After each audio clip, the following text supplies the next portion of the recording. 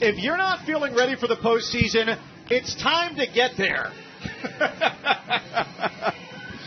Welcome back to Jane Sanders Stadium. The Bob is rocking out in center field. Peja Gould has not let any offense rock against her this year. The senior from Stockton, California, first-year transfer from Chattanooga, has taken the SEC by storm, and now we'll try and do that against the rest of the country. Yeah, she has been one of my favorite pitchers to follow, and I just think her story, right, the Chattanooga mid-major transfer, has 1 year to go, and betting on herself going to Mississippi State, and she is so much fun to watch because she is a tough prep. You're going to see a lot of different speeds, and she's not going to bring the velocity, but she's going to bring the spin, and it's why you see a lot of weak contact because of that spin rate that she throws with. And here is the St. Mary's starting lineup, brought to you by Capital One with Camille Lara at the top. We showed you Hannah Ferguson just moments ago, and Sam Buckley led the team with 11 home runs this year. 3 times all West Coast Conference first team this year in each of the last 2 years.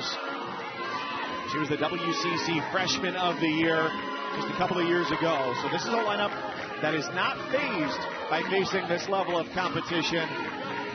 Mackenzie, a couple of years ago when they played in regionals at Stanford, it was a situation where it was just the second time that the program had ever been to the NCAA tournament. They said they were happy to be there. Now they're not just happy to be here, they're ready to win. I also think it's so unique, right? You and I were at that regional, and both Mississippi State and St. Mary's were in the regional, did not face one another. And so here we are again. I wonder if the scouting reports might be a little outdated and you have to update them. And you know that you're going into prepping every single team in a regional, but we did not get this matchup. Well, one of the challenges for hitters and perhaps for umpires too, you don't think about this all too often with Gould in the circle, how much movement she has on her pitches and finding where those cross the plate, especially on the X-axis. Just trying to find that strike zone on the outer half, working that backdoor curve.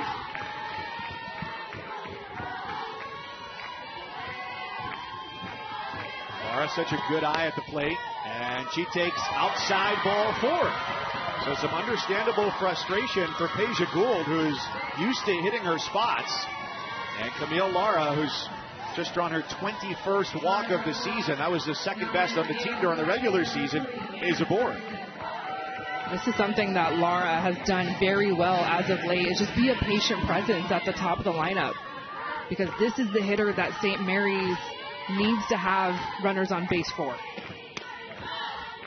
First strike of the night starts off Hannah Ferguson, the redshirt junior from San Diego, hitting an absurd .422.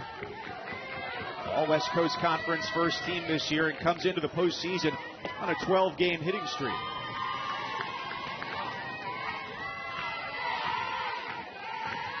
Now, what's not the case for Mississippi State is certainly true for the top of the lineup for St. Mary's. They will look for opportunities to run on Peja Gould. Slow chopper, third base. And Nadia Barbarie gets Ferguson by a step. She's their fastest player. She goes up the first base line, and it moves Lara into scoring position with 1 out for Sam Buckley. Yeah, productive out from Ferguson. A hitter that doesn't strike out a lot, so you know there's going to be contact. And with the speed of Lara, advancing over 60 feet into scoring position.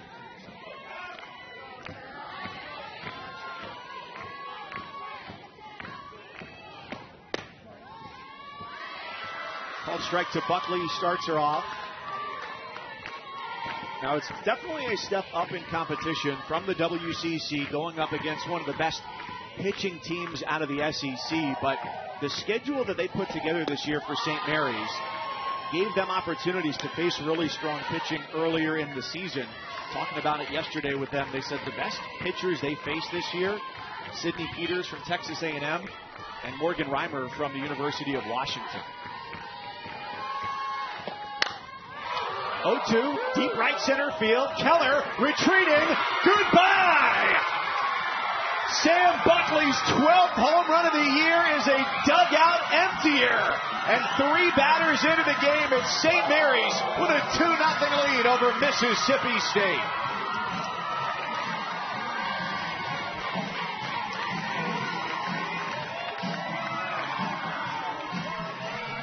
What a swing with 2 strikes. Sam Buckley has the most power in this offense for St. Mary's, without a doubt. Of course, first base is open. I just think this is too sweet of a pitch with 2 strikes. Look at how she goes down to get this and just lets her barrel roll. Buckley has a big leg kick. There's a lot of power in that swing. Just a strong athlete, but with 2 strikes, that was way too around the heart of the plate for a hitter of the caliber of Sam Buckley. The dugout is abuzz with the early lead for the champs of the WCC, who come in winners of 11 of their last 13. Braxton Brown is the batter, quickly down 0-2. And not only did they win the WCC, but they won it by 4 games. Just really left everybody else in the dust.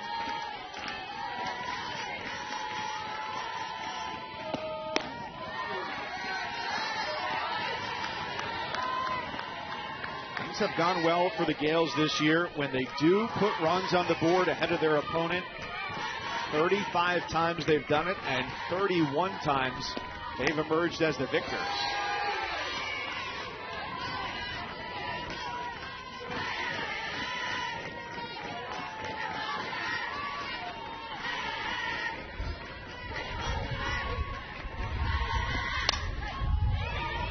Gould got ahead 0-2, worked back to 2-2 against Brown, and she grounds out 2 away to bring up Alex Cardinelli. Nice response from Gould. And that is the result that we're so used to seeing hitters off of Paige Gould. That weak contact off of the end of the bat, mixing her 3 different speeds. But she's not going to throw higher than 64, 65. That's where she tops out, and it's not something that she throws every single pitch. A pitch like that, her curveball's 58, 59. And also will throw her changeup in the low 50s. So you're just going to see a lot of weak contact, trying to find those corners. Cardinelli gets one off the end of the bat and drops it into center field for a base hit. The junior who grew up just about 45 minutes east of their campus in Moraga, California in the East Bay. Gives St. Mary's their 3rd base runner of the inning. Just off the end of the bat. Curveball that you just get your bat to, hope something good happens. Short center field. And she'll take it, a little 2-out rally. So at least a 6-batter first inning. The freshman catcher, Andrea De La Rosa, goes right back up the middle on the ground. 2 on, 2 out. And already a 2-0 St. Mary's lead.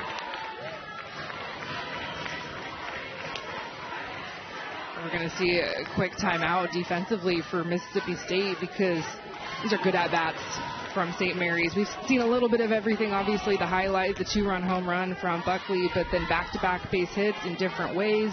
Aggressive early in the count. Kenzie, how much do you think the first plate appearance of the game from Camille Lara, she draws a walk on 4 pitches, has impacted the way that Gould has pitched to subsequent hitters of trying to get her pitches that she can land on the strike zone? She wants you to chase out of the strike zone. Is she coming back and getting too much of the plate with these last 2 batters? A little bit, and also maybe throwing through your spin, because your heart rate is just a little bit more elevated, right? When you lead the game off with a walk, it's not how you want to start the game. So as a pitcher, you're a little bit uncomfortable, and that heart rate goes up. You throw through your spin, and then you have a very aggressive St. Mary's team that's ready to go. The inning continues for Tori Cervantes, the center fielder. His curveball starts her off for strike 1.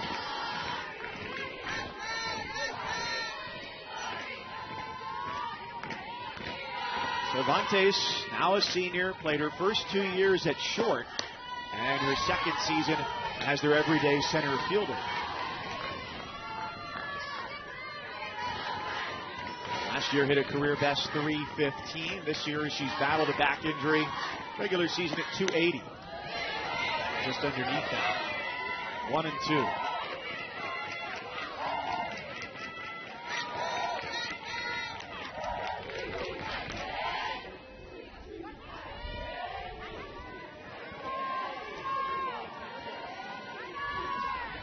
Two years ago, both of these teams were in the Stanford Regional, didn't square off. Mississippi State was the number 2 seed that year. But the Gales were eliminated in just 2 games, falling to the top seed Stanford and to the number 3 seed Cal State Fullerton. So 0-4 in their NCAA tournament history and off to a great start here today. Monte stays alive. There is something to be said about making it the first time in a very long time. It had been for St. Mary's in 2024, and so we're back. And now the expectation is we want more.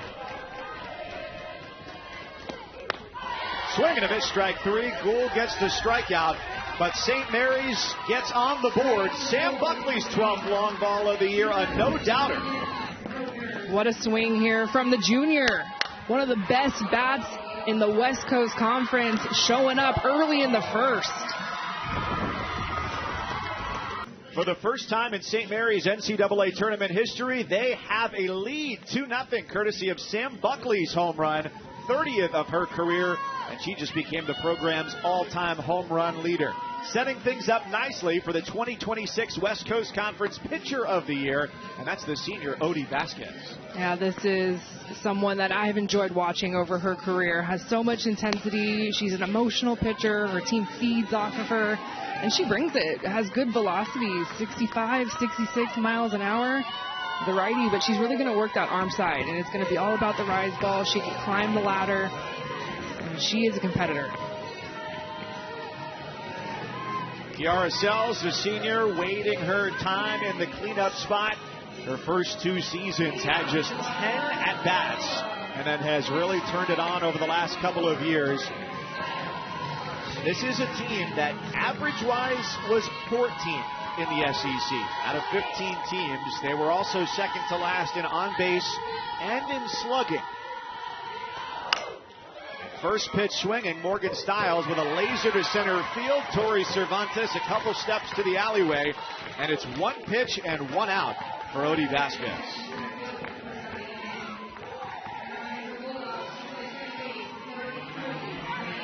Vasquez, career low 2.36 ERA and her second most innings throughout her career. It was a joy to talk to her yesterday. As locked in as she is right now, she's as loosey-goosey when she's with her teammates when it's not a game day. She is ready to go and working with a lead here against Zayan Romero, the second baseman. Sophomore out of Lake Elsinore. In the final series of the regular season against the University of Mississippi and in the SEC tournament in their 2 games, she got moved up to the 3 spot. And now here batting second for the Bulldogs to start the NCAA tournament.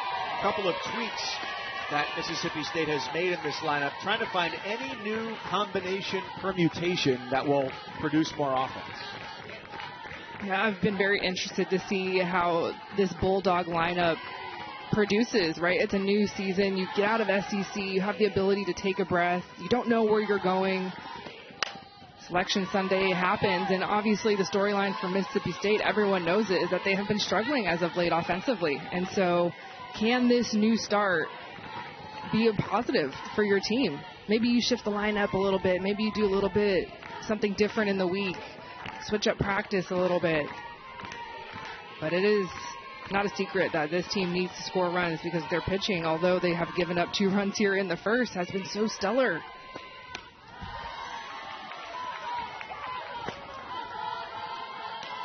And with Romero moving up in the lineup, Kinley Keller has as well, the freshman center fielder who hit 9th a little bit down the stretch. He's hitting 5th in the lineup today here in game 1. But they've actually hit Keller anywhere 5 through 9 throughout the course of the regular season. For a team that was picked 11th in the 15-team SEC. 3-1, right field, and Ferguson makes the grab. 2 up, 2 down for Vasquez. And you're going to see a lot of balls in the air off of Odie Vasquez. She has that upspin, that rise ball. And, just looking through this lineup for Mississippi State, only 1 left-handed batter. So a lot of righties, and that plays into Vasquez, who likes to attack the arm side, the inner half. That's a tough pitch against those power bats, going in tight with the spin. Bases are empty for Nadia Barbarie. The only player on this roster who has hit a home run in the NCAA tournament.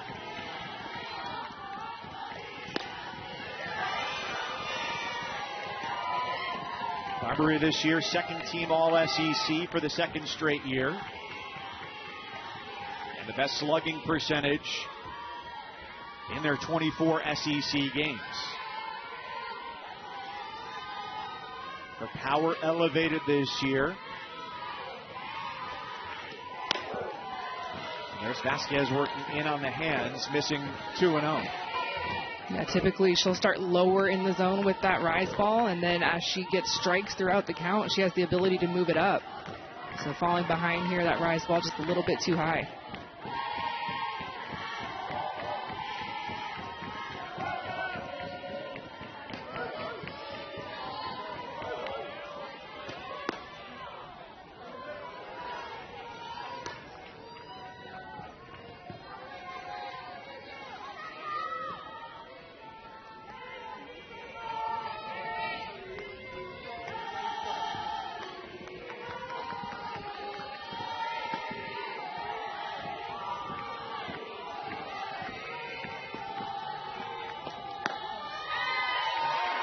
Vasquez comes back for a strike after falling behind 3-0.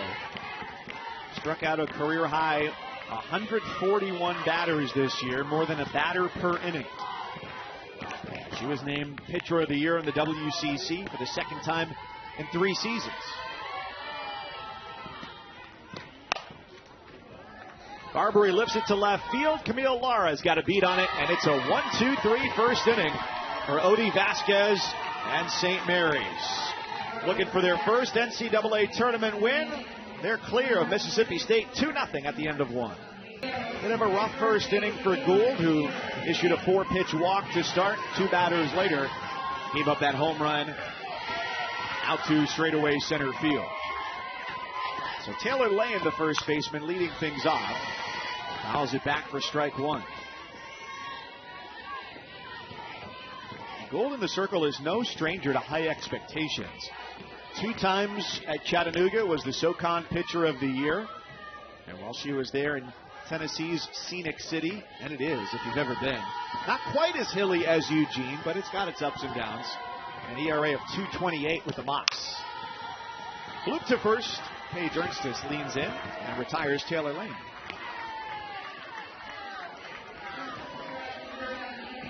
Sonia Garnett just inked a contract extension, a 6-year extension this week after she took over a program in 2019 that hadn't had a winning season for 7 years. She was the WCC Coach of the Year 2 years ago when she took them to the Stanford Regional, and once again this year.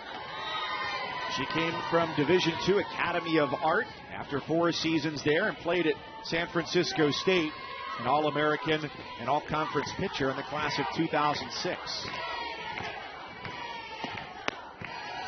I remember it was fun talking to her and, getting her team back to the NCAA tournament back in 2024. And, she was saying this is an amazing opportunity. We are so excited to be here, but I want this to be the norm for St. Mary's. And so an off season, or an off year, if you will, last year, and right back to it.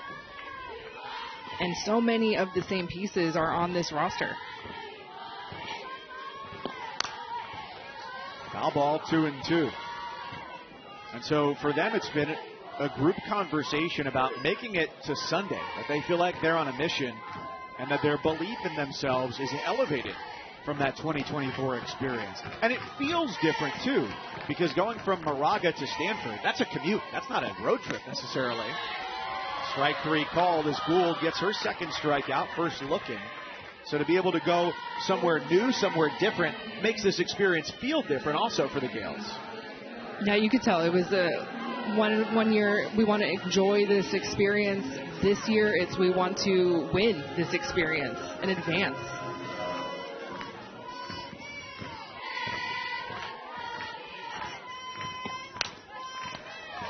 Lara on the ground.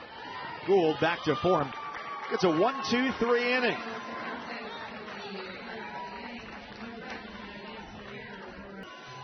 Opening round of the NCAA softball tournament. We start the weekend with 64 teams, and by the time the weekend is done, there will be just 16 remaining for next weekend's Super Regional round. Oregon will play later on tonight. They are the host team here in Eugene. They'll meet Idaho State later on. Winners of both of these games will square off tomorrow, and the losers in the double elimination format will face a win or go home game tomorrow. Mike Cousins, Kenzie Fowler with you here in Eugene. And a 2-0 lead for St. Mary's, courtesy of Sam Buckley, the third baseman for St. Mary's. Her 12th home run of the season, a 2-run blast off of Peja Gould. And her WCC teammate, pitcher of the year in the league, Odie Vasquez, retired Mississippi State 1-2-3 in the first inning. So the cleanup spot comes up here for the Bulldogs as Kiara Sells and her team leading 14 home runs dig in from the right side.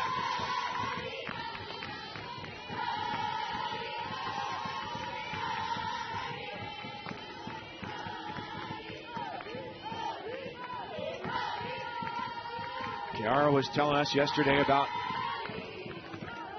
how she got one call from a Division I school, and it was the summer before her senior season, from Mississippi State, and how those first 2 years, when she only came to the plate 10 times, were difficult for her, but it was worthwhile to be able to wait that time. And last year hit .351 with 11 home runs. This year .352 and 14 that have left the yard. So it's been a good combination for the Bulldogs of players who have helped build the program and other ones who have helped elevate it, especially their two aces in the circle transferring in this year. Now, all coming from different parts of the world, and of course the transfers, or the Kiara Sells who walked on, but the theme of it all is betting on yourself and putting your head down and going to work, and then the results happening later. But I think it's such a good story worth telling, whether you want to use Kiara Sells or use Peja Gould or Alyssa Faircloth to tell that story. Because these athletes, we were talking to them yesterday, and all of these athletes had one thing in common. They did not get a call September 1st of their junior year, which is the day that everyone talks about. It's that day you're finally able to talk to coaches for the first time. Your recruiting process really starts that day. And for so many athletes, that are listening out there, or that will have that moment, look at what Sells is doing. Batting in the 4-hole for an SEC team, was originally a walk-on, didn't have any offers, but said, I want to go here, and I will prove to you that I can make this lineup. Give me a couple of years in your program. She's fouled away a couple, high and away. Doesn't go after the chase pitch, and it's 3-2. I don't know if your reaction was similar to mine, Kenzie, of hearing those stories yesterday from multiple players. And it was almost awe, I think, was my predominant feeling of that. It was incredible how far those players have come. When, like you said, it can be a really exciting day, that September 1st day. Swing and a miss. First strikeout for Odie Vasquez. On the way here in the second inning to go, all right, I'm going to prove people wrong. And you didn't want me then. And now look where I've ended up. Yeah, and it was fun because they could all share that story together and kind of laugh about it now, but it's a collective. I felt what you have felt, and we're going to be on this field together, and we're going to work for what we want. I just think it's so good to hear, because these are Power 4 stars on this Mississippi State team, that their journey did not start that way. Like Mike Jones. Back then they didn't want me. Now they all want me. That was not the case for Kinley Keller, the freshman who's taken over in center field. Started 29 games during the regular season. In fact, Mississippi State was the first official visit she took. She's in the car on the way home to New Braunfels, Texas with Dad, and goes, Dad, that's it. That's where I'm going. And credit to Dad, supportive of that. Where I think some parents would go, well, you should probably take the other visit, right, see what's out there. He goes, no, I got your back 100%. And within a week, she was committed to Mississippi State and now has become a centerpiece of their defense.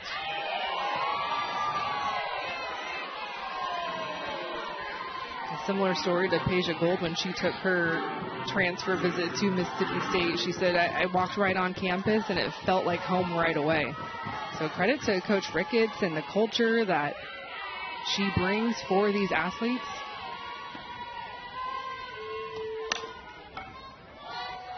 Cardinelli with her first try at second base makes it 5 in a row retired by Vasquez to start it. Well, it's the 12th year overall on staff, 7th as head coach for Samantha Ricketts, the native of San Jose, California.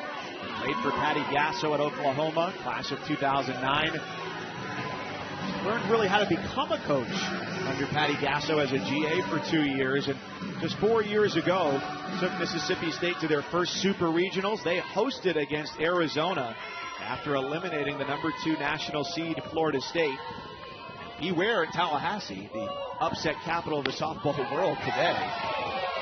Now has this team in the postseason once again, and with one more win, Mississippi State will tie their highest win total under Samantha Ricketts. They get to 39.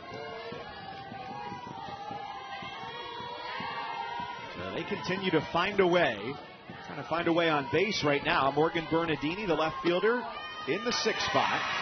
As the count 1-1 against her.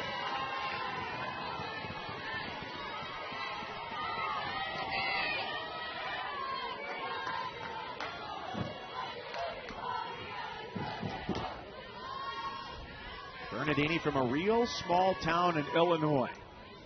Out of Elkville, that in the last census had 838 people. She never played on a softball team that had more than 13 people in high school.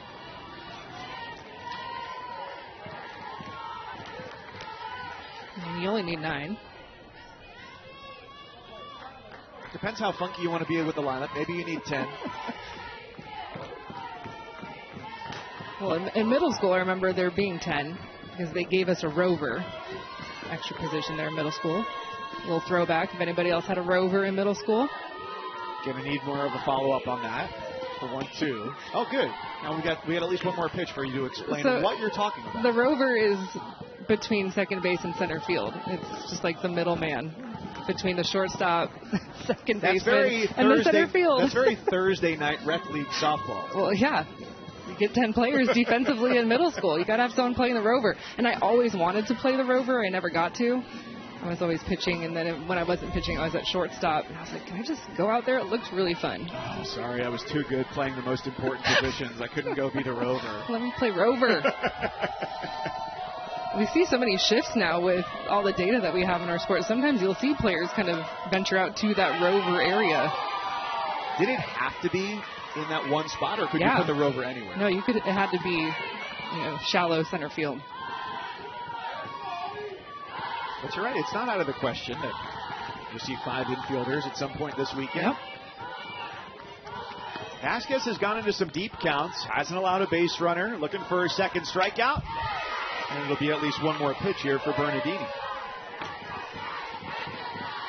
Well, one pitch that Vasquez does not throw a lot of is her changeup. You see a lot of curveballs, and of course that rise ball. That's her dominant pitch. It's her strikeout pitch. A lot of foul balls here. Would be set up perfectly for an off speed.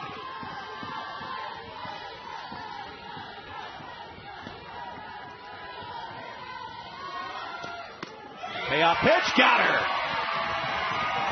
She freezes Bernardini. Second strikeout of the inning. 1-2-3 again. The WCC Pitcher of the Year. 2 strikeouts in the inning. Backdoor curve. Got her looking. Jane Sanders Stadium is the site of this regional here in Eugene, Oregon. 2-0 St. Mary's as we go to the 3rd. My cousin's Kenzie Fowler with you. Later on tonight will be Idaho State and Oregon, the 4-1 here in this bracket. Oregon, the number 14 overall national seed. So second time through the lineup for Peja Gould, who faced 7 batters in the first, gave up a 2-run homer, and then responded with a 1-2-3 second inning. Comes way up and in and gets a piece of Hannah Ferguson. And now she's got trouble brewing on the base paths. Just 1 pitch into the 3rd for Ferguson, who's stolen 21 bases this year.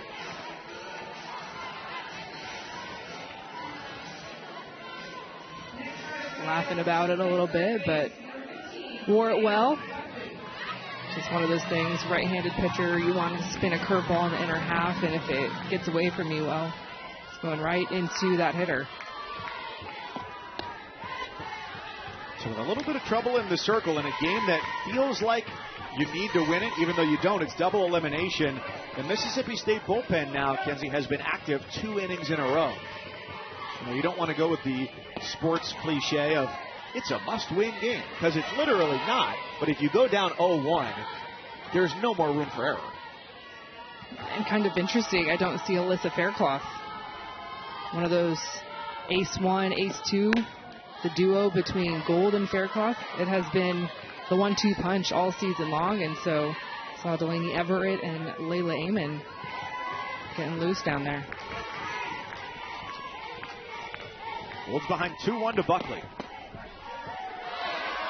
Comes back, gets the corner, 2-2.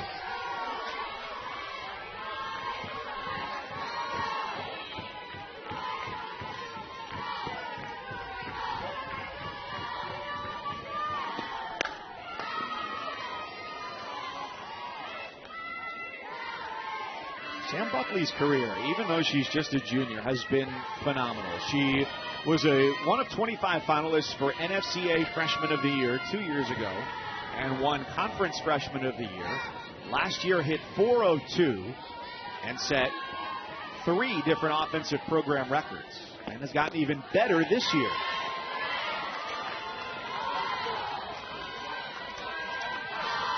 You can tell the respect. Mississippi State back-to-back off-speed pitches from Peja Gould to Buckley.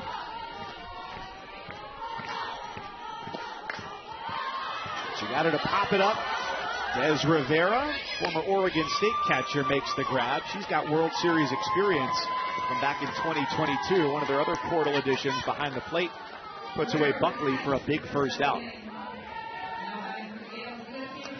It was a fun story to hear about Coach Ricketts recruiting Des Rivera and talking about the needs that Mississippi State felt they needed over the summer. It was in the circle and behind the plate. And so she said, we need a catcher. And I need to look at who's available in the portal and saw that Des Rivera's name popped up. Said she watched a couple of pitches of film and said, that's it. Well, a tough break for the Bulldogs. The second best fielding percentage in the country this year. And Barbarie giving it her best effort, inadvertently stymieing Styles with a chance to get it at short. And the veteran, a senior, Nadia Barbarie, maybe just going a little bit too far to her left. You just have to have that pre-pitch communication, because that was an easy ground ball for Morgan Styles right behind her to field. And now the staff out to chat with Hannah Ferguson after her slide into second base. And just to make sure that she's okay. She's at the top of your screen there, going into second base. Oh, just a little bit of an awkward slide there, and the left ankle bending in as she hit the bag. The last thing that St. Mary's is wanting, I'm sure they're holding their breath, is an injury to Hannah Ferguson, who has been injury-riddled in her career. Yeah, we'll save for that foot just falling off. She's not coming out of the game. Not in the postseason. They're trying to win their first NCAA tournament game in 5 tries. Ferguson missed all of last year. Multiple injuries. First it was her wrist, and then as she was coming back from that first practice, she tears the ulnar collateral ligament in her right arm and has to have Tommy John surgery, and ended up missing the entire year. Chopper to short. This is a clean one for Styles. Her flip to second. It's a fielder's choice to get the second out of the inning. Brown is eliminated off the base paths, and the Gales have first and third for Andrea De La Rosa, the freshman catcher.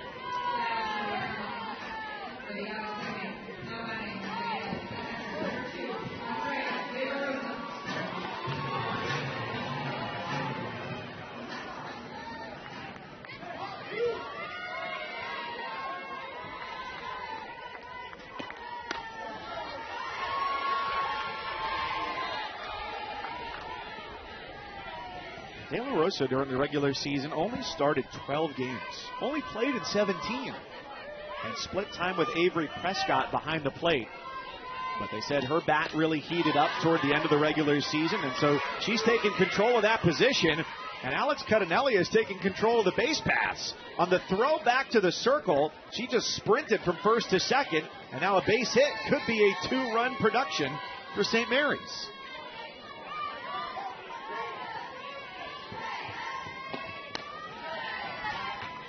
Just a delayed steal. Big swing and a miss. And so you see the throw back, and it's on the throw. Oh, that is heads-up play. Swing and a miss, strike 3. Gould comes back and extinguishes the threat. 2 stranded for the Gales, but they still have a 2-0 lead. And Mississippi State looking for its first base runner.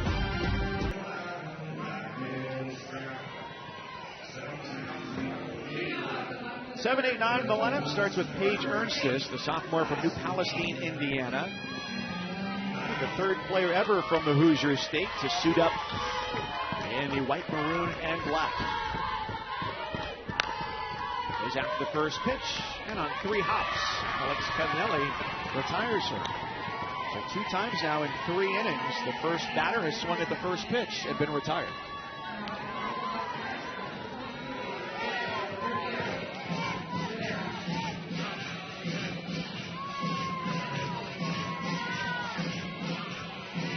Des Rivera playing in her 10th NCAA tournament game.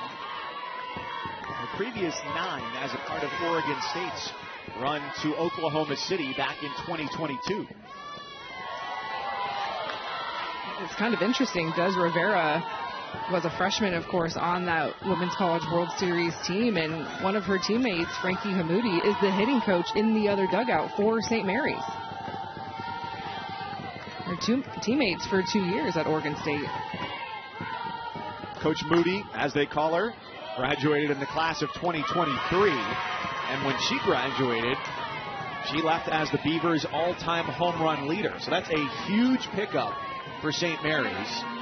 And she's got the G Unit shirt on. By the way, my bones almost crumbled to dust yesterday, how old I felt. When we saw that we're talking to every team yesterday. They're the Gales, so the G is for Gales, G Unit. And I was thinking of the hip-hop musical group that was founded in 2001, a la Mr. Half Dollar, 50 Cent himself, Lloyd Banks, Tony Yayo. The list goes on and on. I mean, it's not as big as D12 was. That was 1,000 people, led by Eminem. But I said, well, surely you guys know who this is. They go, it was a musical group? And I think I just evaporated to dust at that point. I think you did. I watched it happen in lifetime. I collected Social Security in that moment. I think it was the coaches for St. Mary's that put the shirts together, so that would track. That makes sense. Yeah. What I really wanted to say was G Unit, but it wouldn't have transferred. They wouldn't have gotten the reference. All right, we're here in game 1. I do appreciate the rap education, though. You tried to educate them lightly yesterday. I did. Maybe they went to Spotify, or maybe they went to try to go to Spotify, and they looked at the new logo that Spotify has updated with, and they said, is my app broken? It's been a big point of contention for me. We talked about it for like 5 minutes before the game. You were distraught.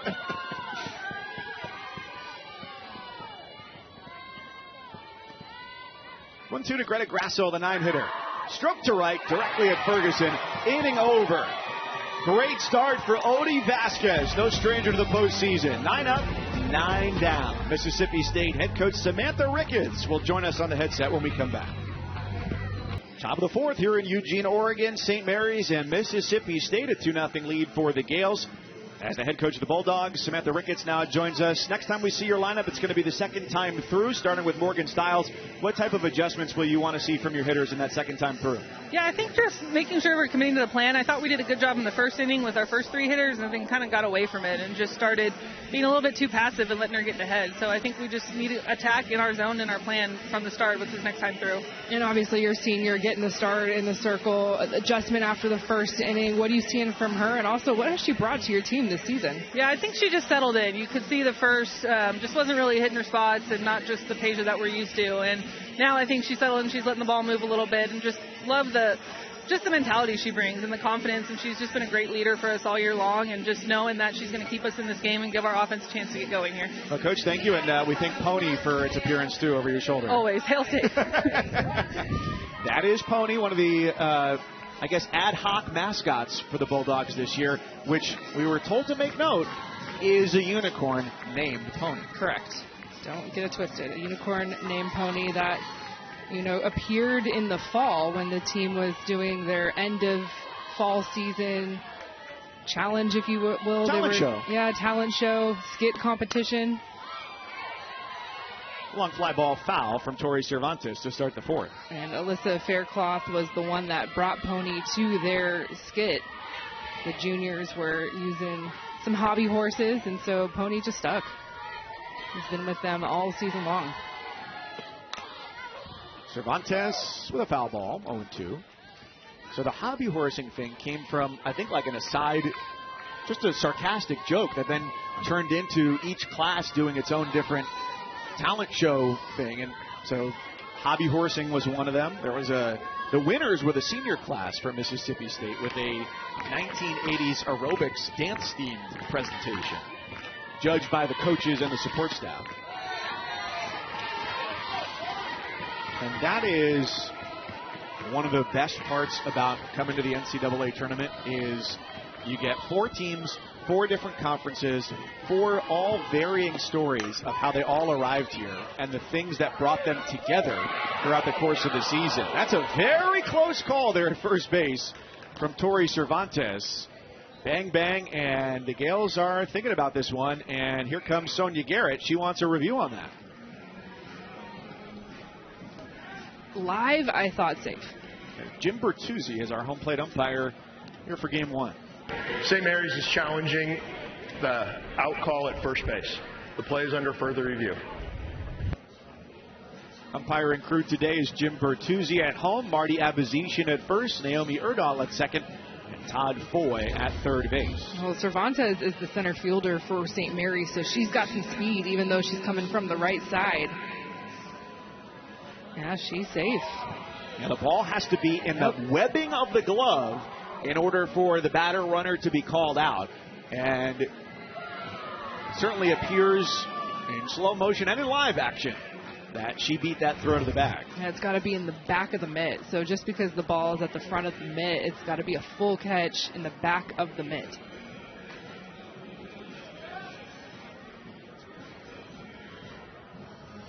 So all of the replays here will go to Central Replay Review, which is in Pittsburgh, and it'll get relayed back to the umpires here in Eugene, and then we'll get the call relayed to us.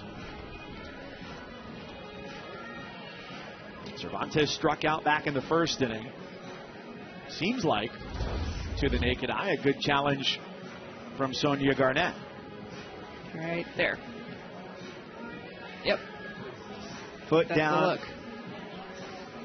I'm going safe. Ball not completely in the webbing of the glove. Yeah, I'm overturning this. You're very powerful. Thank you. Didn't know that. Mike Cousins, Kenzie Fowler with you here in Game 1 of this Eugene Regional. A 2-0 St. Mary's lead, and it came just 3 batters into the game. Sam Buckley with her 12th home run of the year, the all-time home runs leader for St. Mary's as they play in their 5th NCAA tournament game. They've had some tough draws going to the NCAA tournament. In 2010, that was their first appearance. They got sent to UCLA, and then 2 years ago got sent to Stanford, where they had to square off against Nyjah Kennedy and the Stanford Cardinal before she made her move to Lubbock, Texas, now in her second and final year. They are pitching for Jerry Glasgow and the Red Raiders. Mississippi State, if you're just joining us, against Odie Vasquez, the starting pitcher for St. Mary's, who's a 2-time conference pitcher of the year. They have not had a runner reach base yet.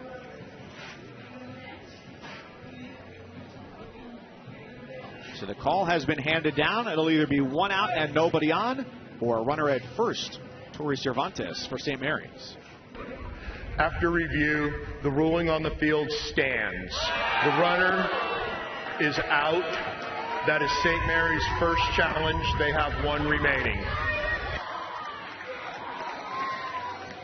So I suppose that'll be a lack of indisputable video evidence to overturn the call on the field. So Cervantes is retired on a bang-bang play, even after a well-scrutinized replay review. All right.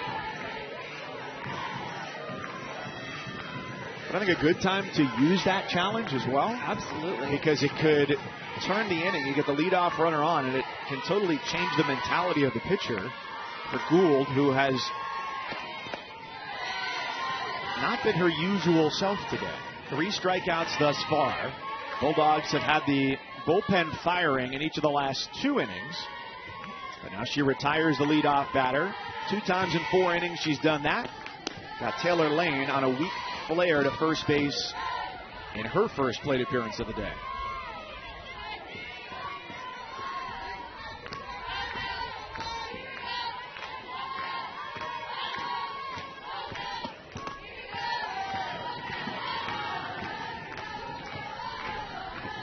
Gould's next pitch will be her 55th. And for the Northern California native, she told us that coming out of high school, the one thing that she knew was that she did not want to stay in California for college softball. And she didn't get any calls on September 1st of her junior year. That's the first time that you could be contacted. And ended up with just one offer. That was from Chattanooga, where she ended up. But to show you how persistent she was, she said, I emailed like 400 schools, none of them in California, just to see if anybody would take a shot on me. That's strikeout number 4 for the senior from Stockton, California. Well, and it's funny because, you know, a couple of years later, she enters the transfer portal and she says, my phone was very busy. Like, I was getting a lot of phone calls. So just the contrast of how it was for her junior season in high school, not getting a lot of those calls, not getting those emails back, and then going to work at Chattanooga, you enter the portal and everybody wants you. Sonia Garnett having a conversation just up the third baseline with 2 out, and the number 9 hitter Mia Zabat coming up. I really appreciated it, and I thought it was a perspective beyond her years from Peja Gould, talking about the experience and how she harbors no ill will toward anybody. She regrets nothing about the experience that she had at Chattanooga, and said, I love the people there, I love the city, I love the school, and the journey wouldn't be the same perhaps if it hadn't gone that way in terms of appreciating where she is now for one last year. Yeah, she seemed so at peace with everything, and you love that for a senior. I mean, this is a pitcher that we will see compete with the AUSL this summer. She was one of those golden ticket recipients. Everything has just been a fairy tale for her this season. That was great. She said, I wouldn't change the journey for anything.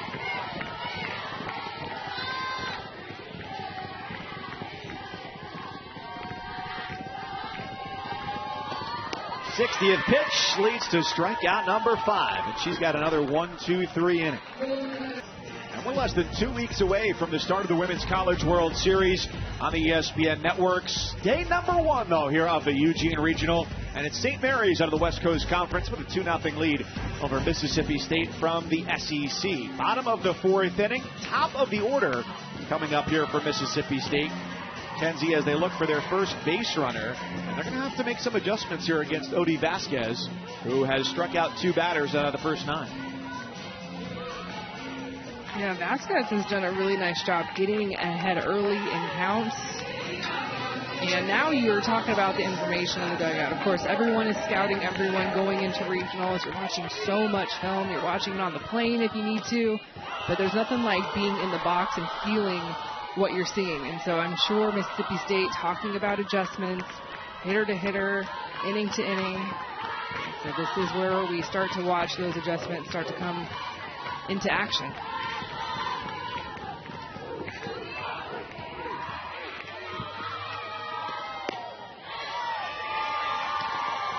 One thing I would be talking about if I was in that dugout for Mississippi State is we have not seen an off-speed pitch from Vasquez. So you're looking one speed.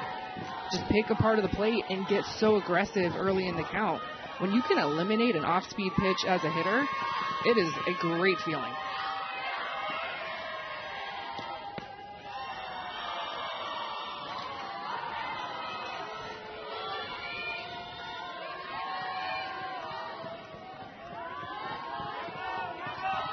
This has been already a longer plate appearance for Stiles than it was in the first inning, where she saw one pitch, hit it hard, but lined out to Tori Cervantes in center field.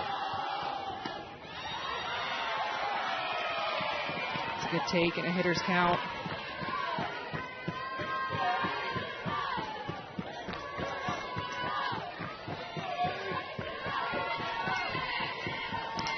She's their team's active leader in NCAA tournament hits with 8 on the freshman season a year ago.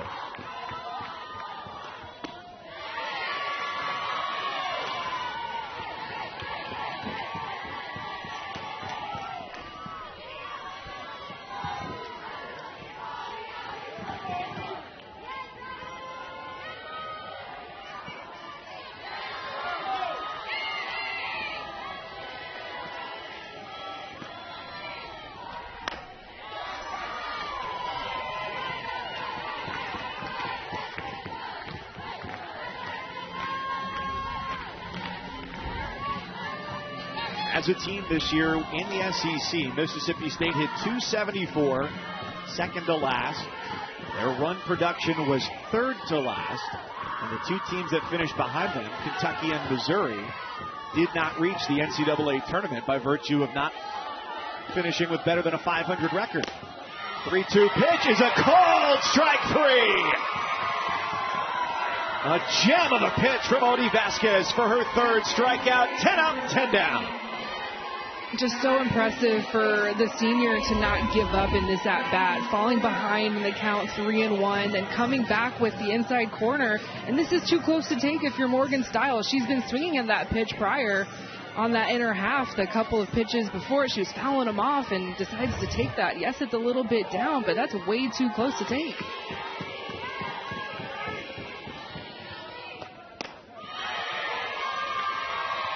Well, it's rough to toss the bat thinking you're going to first and then go back to the third base dugout and picking up the bat that you left there 5 seconds ago. Well, let me tell you, as a pitcher, no better feeling. Just no better feeling, especially coming back in that at bat the way that she did.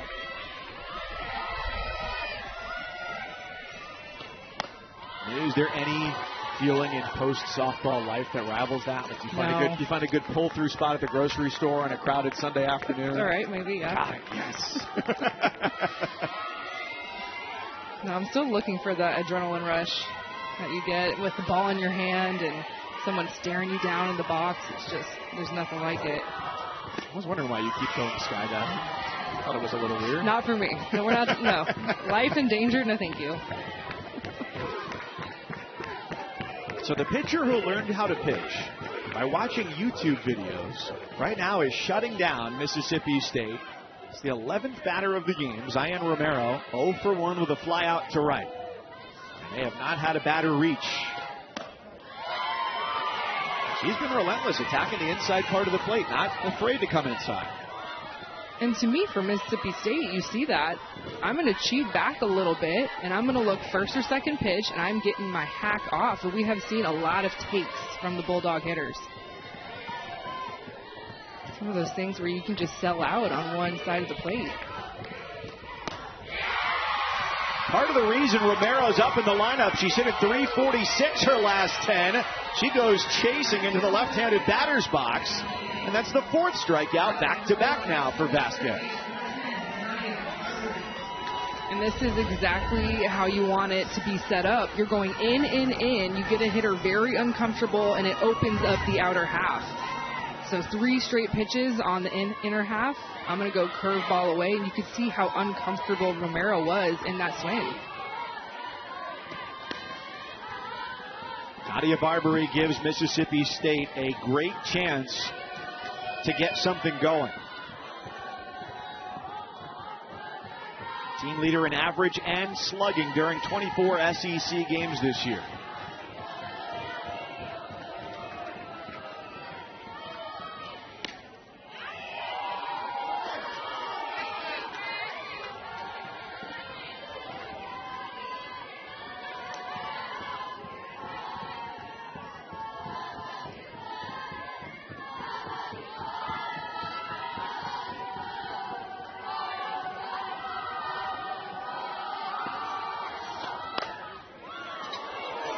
Everybody's ducking down into the Mississippi State dugout. Everybody's all right. Wedge that one there. 2 balls, 1 strike on Barbarie.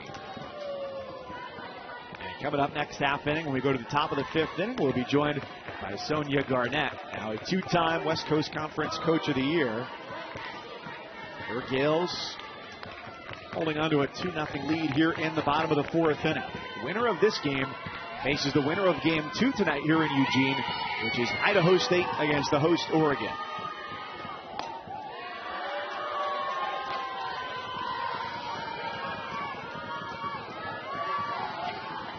So Mississippi State hasn't had to worry about an off-speed pitch. Now the question will be, is it a tall rise or something in around knee high?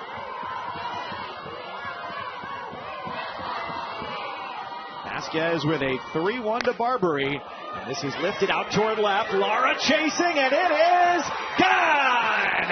The first hit of the night for Mississippi State is a solo home run for Nadia Barbarie. The lead is sliced in half. It's the Gales 2 and the Bulldogs 1. And it's the senior leading the way, which is how it should be. Second time through the lineup. We've been talking about the adjustments that Mississippi State needs to make against Odie Vasquez. And it's selling out on a pitch on the inner half. And so what does Nadia Barbarie do? She gets herself into a hitter's count, a 2-1 count. And you could tell that she was just green light go on this zone. Watch the eyes just get big, the barrel drops, and a little bat toss, because that was a no-doubter. And big time life. I feel like we can all just see and visually see the exhale from that dugout, right? Had been no hit until that swing, and plus it's a run on the board, and now we're back in it. Good senior moment for Barbarie. The only player on that roster still who's hit a home run in the NCAA tournament. And perhaps Vasquez got a little bit too comfortable, Kenzie, coming back to that same pitch looking for a strikeout. And like you said, Barbarie sold out on that. And that's where the cat and mouse will start to happen. If I see a hitter adjusting pitch to pitch, or a hitter that's maybe more off of the plate like Barbarie was, I mean, she was off of the plate saying, beat me inside. I'm ready for it. As a pitcher, I'm going to see that, and I'm going to counter to the outer half. And the great news for Vasquez is she has the ability to be very comfortable in her curveball in the outer half. Yes, the arm side, the inner half is where it's her sweet spot. It's where she's very dominant. Gets a lot of her strikeouts on that inner half to right-handed hitters, but she's very comfortable going away as well. Bullpen working. The sophomore Ella Thurman, the freshman Madeline Hahn pitching for St. Mary's. And so back-to-back right there to Sells, both curveballs on the outer half.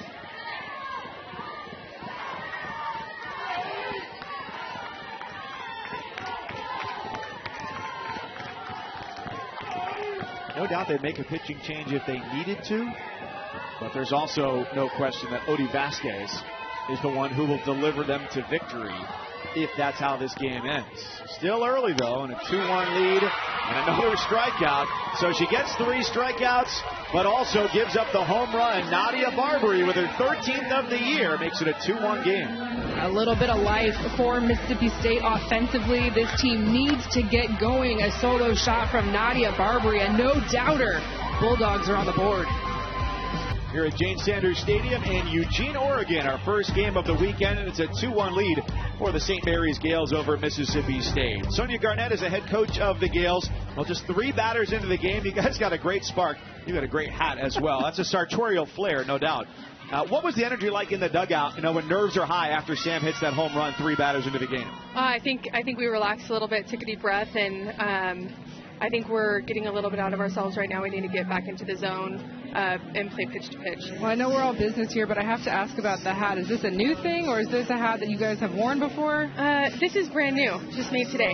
Made today out of cups, I'm guessing? Cups and duct tape. Okay, great. Quick question, just what are you seeing out of Odie in the circle? And she's doing really well, 5 strikeouts. What are you seeing from her? She's dialed in. I think she's hitting her pitches really well. She made one mistake, and they're going to capitalize on that, so we just got to stay consistent and work ahead. Thanks, Sonia. Thank you. Made today. Wow. School might be out, but the creativity never wanes from that first base dugout. Like, that is an immaculate hat. It's great craftsmanship, built to last.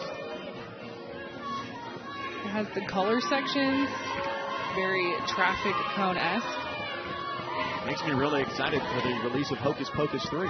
Okay, is that in development? Is that a thing? It is great. I really enjoyed Hocus Pocus 2. Well, we found one. Ball one to start off the 5th inning as Camille Lara leads off here for St. Mary's.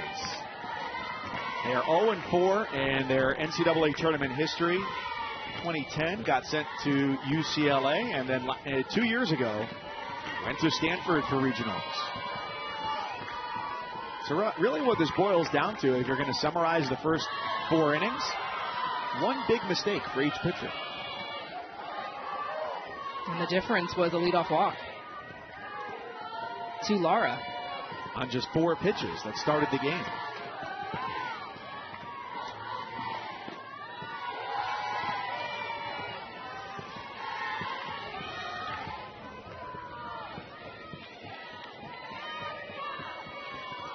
St. Mary's winning 40 games this year. Not just impressive as a standalone item, but also because they're the first program at that school to reach 40 wins since the baseball team did it back in 1977. All for a school with an undergraduate population in the neighborhood of 2,000 students. Backdoor curve does not hit. And so Lara takes her second walk. Well, earlier this season, if the team felt like the energy was low, they took a shock to the system in the form of citrus. Lemons. We've heard about orange slices, but lemons are the way that St. Mary's has gone. They've now got keychains to memorialize this tradition as well, and they are all in on a sour bite middle of the game. It was so fun to learn about the lemons. The team really wanted us to make sure that we were aware that they would be eating lemons in the middle of the game. So we were like, okay, tell us more. And so they said that Coach Garnett and the rest of the coaching staff saw a video of West Virginia women's basketball eating lemons before the team intros. And so they said, let's try it. Why not? And it just so happens that when they tried the mid-game lemons, they were in Colorado, and they went on a 10-1 run, including wins over Stanford, wins over Washington. And so, of course, in sports and softball, when you're trying new things and you're winning, it's going to stick. And so, of course, the lemons are still with us. Yeah, you can't drop something when you start winning like that. 2 walks allowed by Peja Gould. Both of them have been to Camille Lara. I've been a little bit surprised that we haven't seen them too aggressive on the base pass. Alex Cudinelli did steal one on a delayed steal back in the 3rd. Bunt is foul for Hannah Ferguson. Well, we are at one of 16 sites around the country, so if you don't want to miss a minute of the action here from the NCAA softball regionals, we'll get you to the best action everywhere on the 7 Innings Live Show. It's available on the ESPN app. Every game and every big moment on the road to the Women's College World Series, only on the ESPN networks. 2-2 to the circle. Gould to Romero. That's all they'll get. With Ferguson burning up the first base line. Fielder's choice, 1 down.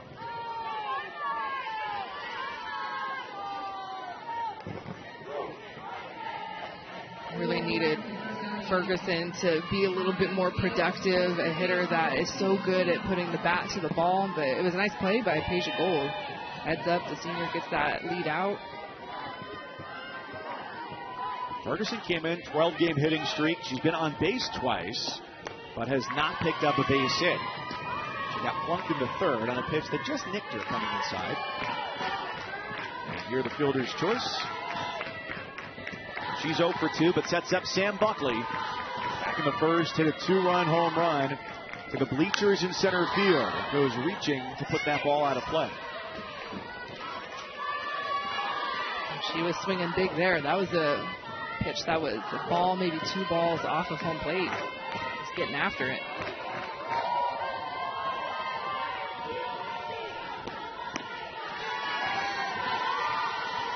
And she told us, too, that her leg kick has really helped her swing. She's got a unique stance, too. You'll see her really wrap the bat behind her head there. You can see that left foot comes up, and talk to her about her stance. I mean, she was the West Coast Conference Freshman of the Year, and in that season, she said, my swing didn't feel perfect. I was double striding. Yes, I had a good season, but I just knew that there was more in me. And she said she went to work with Coach Hamoudi, the hitting coach, Frankie Hamoudi, and Coach Moody suggested a leg kick. Why don't you try that? That way it eliminates that double tap with your left foot. Get your foot up in the air, get your weight on your backside, kind of fall into your swing, and the power has just exploded. She said, my swing feels good. Yes, it's a little bit different. I'm a little closed off. I wrap the bat. My leg kick is high, but I feel good. It's where I need to be. Well, that was a little bit of a loss of control there on that plate appearance for Peja Gould. She threw a curveball way out of the box for ball 3. And then ball 4 threw behind Buckley. So it's double-barreled action again in the bullpen. And a real arm to watch out of the bullpen there is Alyssa Faircloth, the transfer from Troy. You've got great speed on the base paths right now. Combined 37 stolen bases between Ferguson and Buckley. Braxton Brown at the plate hit 9 home runs this year. That spins away. 1 ball and 1 strike.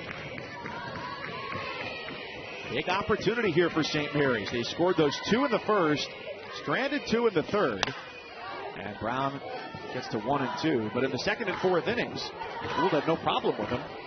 Put him down 1-2-3.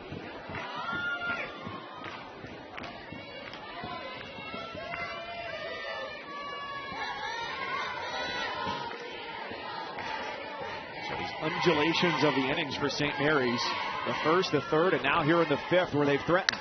And the 1-2, hook to right field. Sells in shallow for out number 2.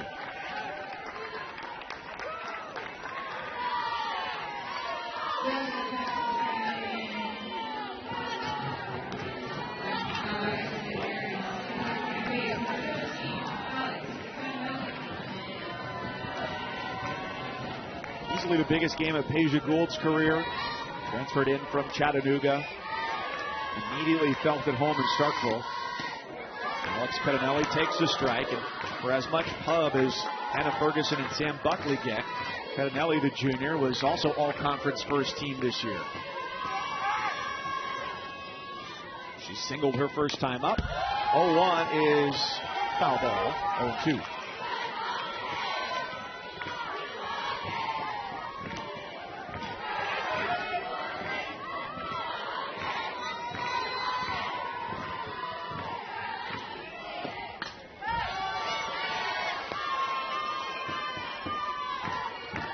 Just trying to get to that curveball from Peja Gould, especially with 2 strikes. You have to protect. It has so much movement.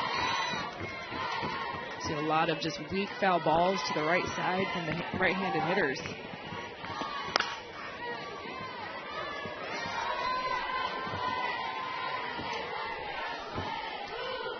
And you can see why with the amount of movement that she gets on it, as it tails away from right-handed hitters, how she could easily get swings and misses if you're not disciplined to hold back line. Yeah, the one zone that you can really eliminate is the zone that's upstairs. We're not going to see Peja really throw a true rise ball a lot.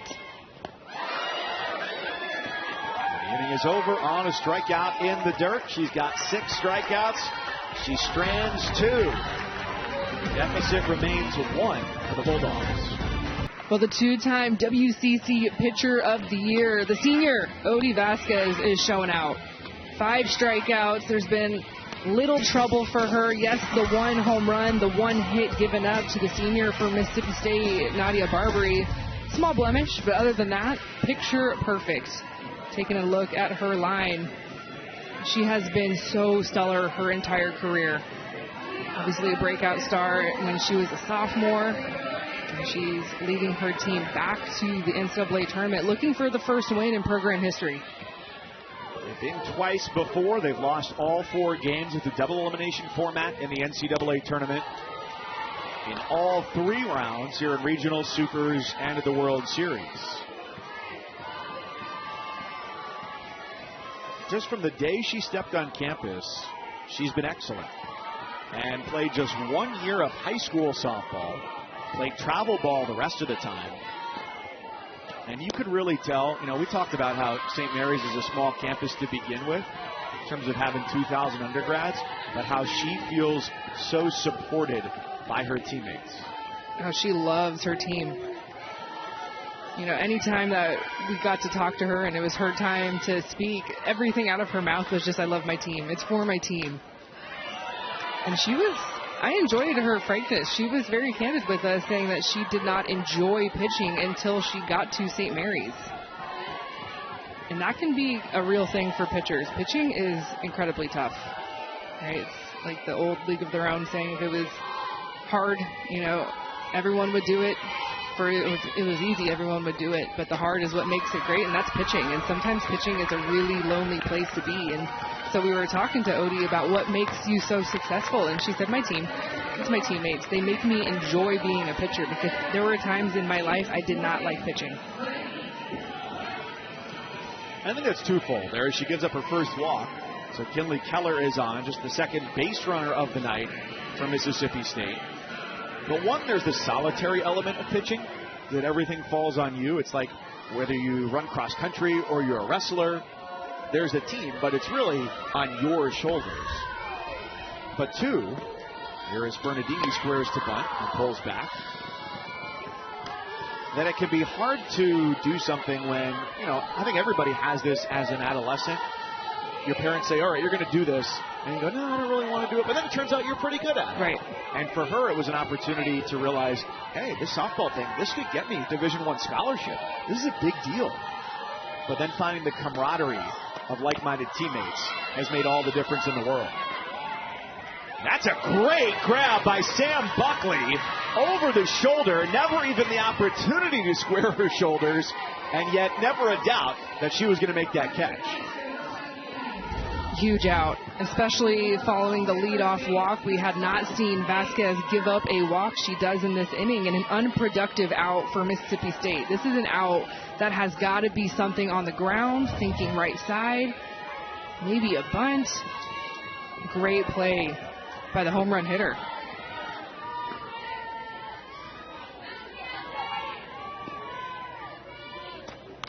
Yeah, in this instance, the first pitch, Bernardini squared the bunt. Mississippi State knows, as does St. Mary, this is a team that struggles to score runs. Your opportunity to get a bunt down and get a runner into scoring position with, at worst, 1 out, I think is a missed opportunity.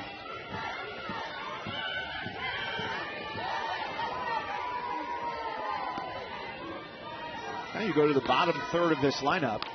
Ernstis is a 182 hitter, Des Rivera at 260, and Greta Grasso 188. You'd be defying the odds here in the bottom third of this order to produce a run.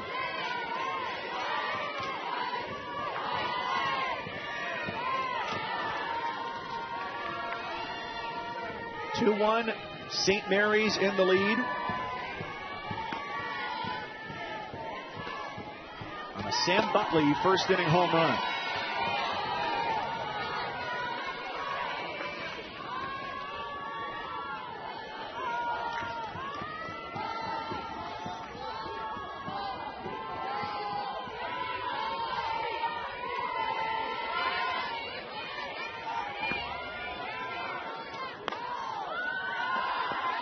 Ernstis out in front.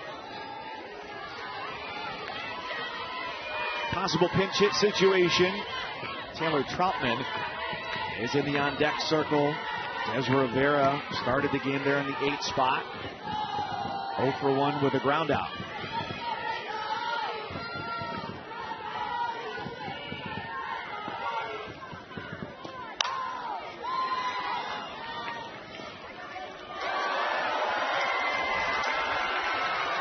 No way. Oh, baby in the left, foul ball in the right. That's a big Friday night. Well, you know what they say, if you catch a foul ball and there's a kid nearby, you got to give it to the kid. So, Good thing he's holding a kid. Vasquez gets a foul ball down the right field line, and it's out of reach for everybody. Here we have the replay on this. I would love to see it. We saw it live, but holding the baby in the lefty extension, and then just the crowd around him, standing ovation, because so deserved. What a catch. Incredible. It's the extension that sold it for me. Up on the toes, right? You're a little bit off balance. You've got to keep your balance, though, because you have a child in your left hand. Head on a swivel. Well, you were talking about being a former collegiate pitcher, chasing the adrenaline in adult life. There it is. I think he just found it. There it is. As if having a newborn won't do that for you. Outside 2-2.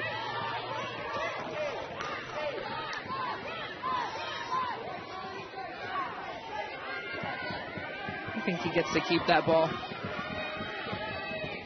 Right? You can't give that one back. Right. Most parks, they're going to come and ask for the ball back. Yeah, I mean, that's a Sports Center top 10 catch. You got to make an exception for that guy. Great fight from Paige Ernstes. Continues to foul away pitches. St. Mary's trying for a mid-major upset here in Eugene tonight in Game 1 against Mississippi State. The day's biggest upset was in Tallahassee. Stetson defeating Florida State 8-3. Grand Canyon with a win over Louisville, and UNC Greensboro, the Spartans, with a 1-0 win over Clemson. Chopper, shortstop, between the wickets on Zabat, and Mississippi State's going to tie the game. All the way to the wall, and Keller scores from first base. Well, the leadoff walk always hurts, but now it stings, too, on a ground ball that gets through Amia Zabat. Oh, this is just heartbreaking for St. Mary's. This is a double play. You're out of the inning. You have the lead. And feet just get a little bit out of balance. She doesn't turn to her left a little bit. And whenever you're an infielder and you square the ball up, that's usually the worst place to be. It's hard to see the spin. You want to field that ball off to the side. You can also charge it. But just backpedaled a little bit, and it goes under her glove, and it is off to the races.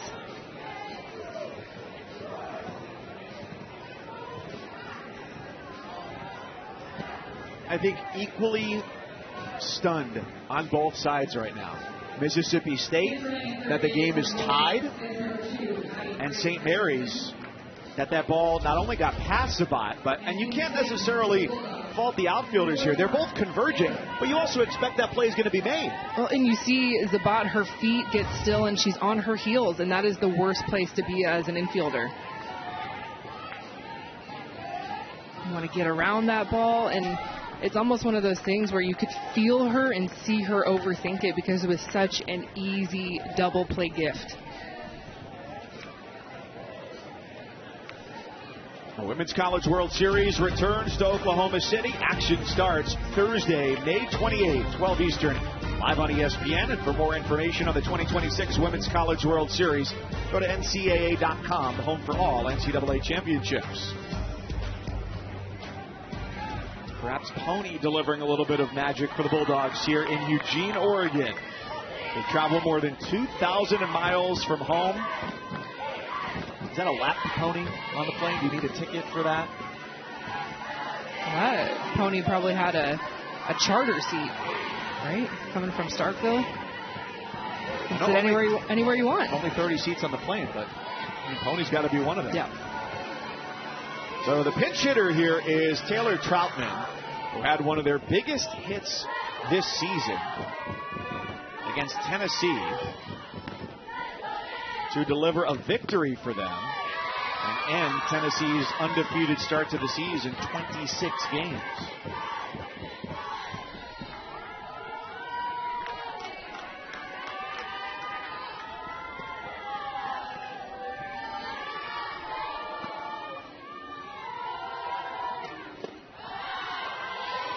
What a stop. De La Rosa, the freshman. Abby Grace Richardson Senior from Brookhaven, Mississippi, pinch runner at third for Paige Ernstis, and represents the go-ahead run here in the 5th inning with just 1 out.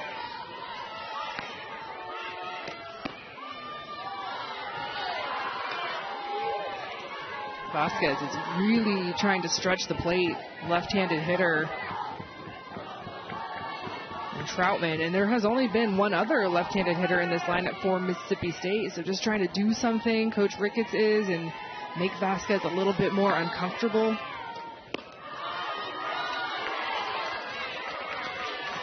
And getting neither the chase nor the call on the outside corner.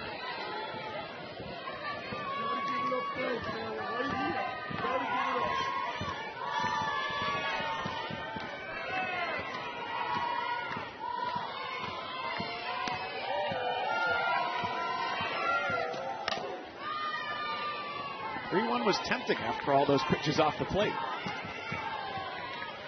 Now you can hear someone on the Mississippi State side audibly yelling, "Turn, turn." Hitters count. And now you have to protect.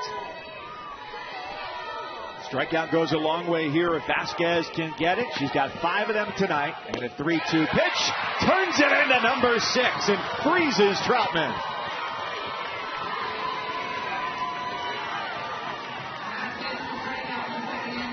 Just such a competitor. Have the big error batter before this one, and she's not phased. Yes, you have a little timeout, you catch your breath, but just right back to it. Mississippi State trying to make the move with the big power hitting Troutman, and Greta Grasso, first pitch, deep left center field at the wall. Cervantes saves the inning with not an inch to spare, and Torrey takes it away.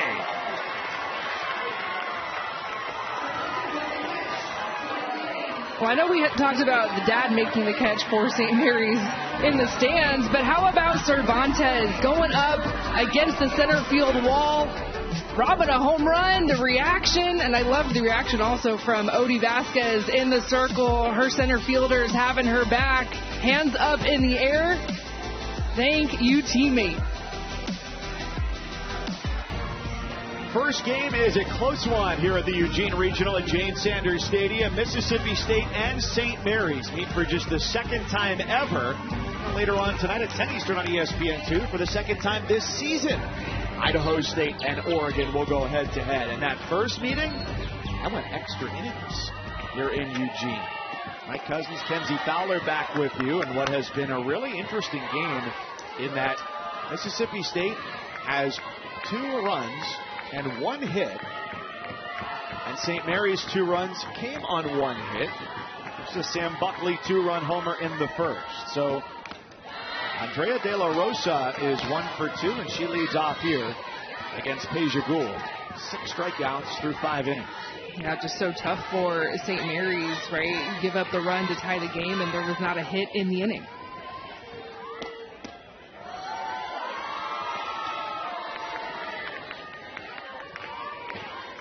We've seen both bullpens be active today multiple times, but I think given the stature of the pitchers in the circle, both head coaches would be reluctant to make any move. Now, it'll be easier for Mississippi State when you've got Alyssa Faircloth as your next arm up. Whenever Gould has gotten into trouble tonight, and she's stranded 6, she has gotten out of trouble.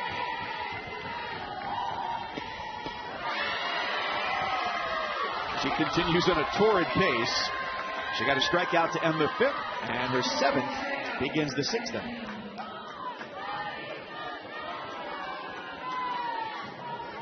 She's gotten stronger as the game has gone on. A couple of times there's been some walks, losing her command a little bit, but then coming right back to it.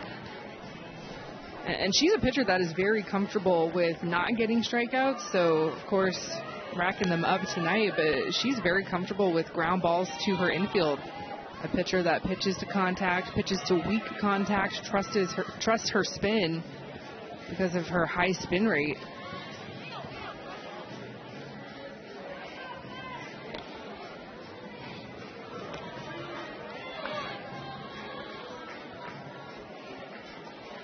Little re-enter action defensively for the Bulldogs.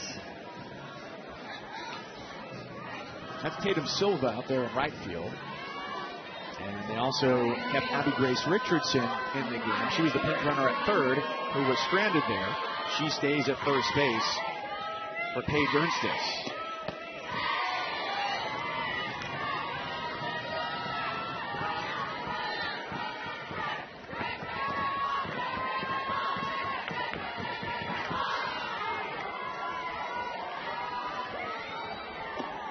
Two-two game here in the sixth.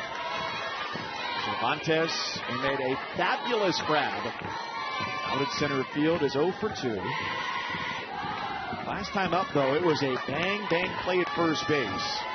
She got thrown out on a grounder to third that Sonia Garnett challenged, and the call stood as it was adjudicated on the field.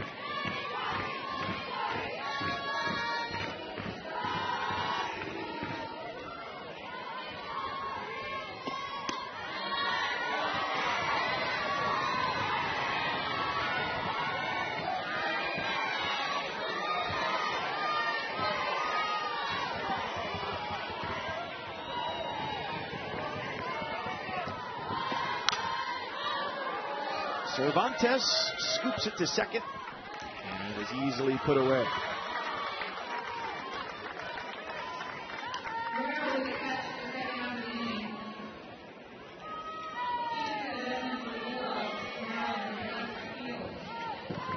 Asia Gould has been ready for the moment tonight. We asked her and Alyssa Faircloth, fellow transfer starting pitcher, what was the moment you knew you were ready to compete at this level? They both came from mid-major schools. Gould from Chattanooga, Faircloth from Troy. And they said it was the Tennessee series. The first SEC series of the year. You're going in against a scary opponent. And Faircloth said, Taryn Mullen-McKinney, the pitching coach, texted her and said, "You're starting," which was, in her words, an immediate freak out. Called my dad, goes, "Oh my gosh, I can't believe it. I thought it was going to be Peja who was starting." Gould ended up starting Saturday. And they said once they got through the first innings of those games against Tennessee, because that's an historic program within the sport. You go there and the reputation precedes your arrival in Knoxville, Sherry Parker Lee Stadium, but you get through the first inning and then it just becomes softball again. Base is empty, 2 strikes, 2 out, and they'll do it again. Well, and I talked to Coach Mowat McKinney about her dynamic duo, and she was kind of frank that it took some convincing for her to tell Alyssa Faircloth and Peja Gould, you are really good, and you are capable at pitching at this level. Like, you've got the goods, you've got everything physical, we just need you to believe it mentally. Gould continues to show it. She struck out 8 and records her third, a 1-2-3 inning. Been limited opportunities for both teams offensively. The 2 seniors getting it done in the circle. The game can go through a bit of a cycle right now, where it starts, nerves are high. Runs get put on the board, you settle in. And now, we're in the latter 2 innings of the game. Those nerves might return. The hands might grip the bats a little bit tighter because you know every moment could be the one that wins the game.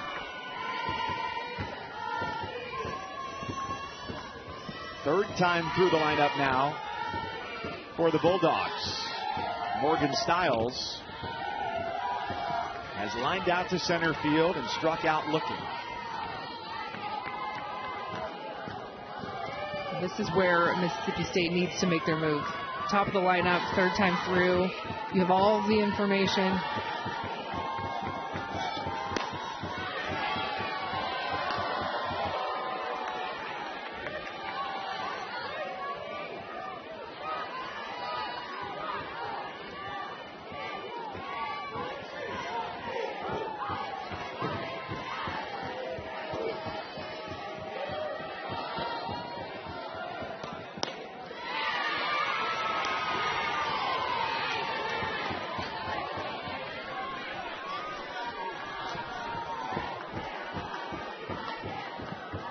I'd love to see Vasquez run her rise ball. Go up out of the zone here. Knots all over it. Styles is 0 for 3, 1 down in the Bulldogs' 6th.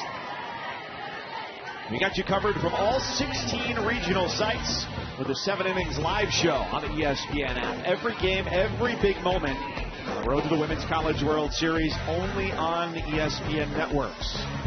And when we're getting ready for our games, when we're between games, that's exactly what we're watching here in the booth.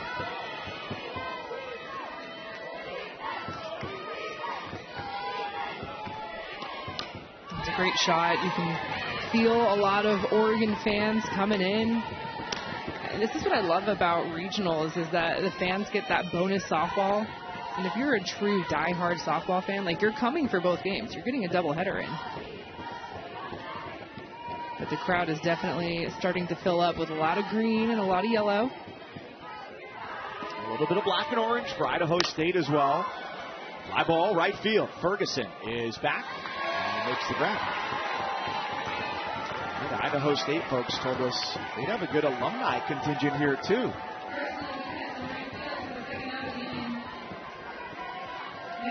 Yeah, they're going to stand out. That's for sure. That orange, you can't miss it.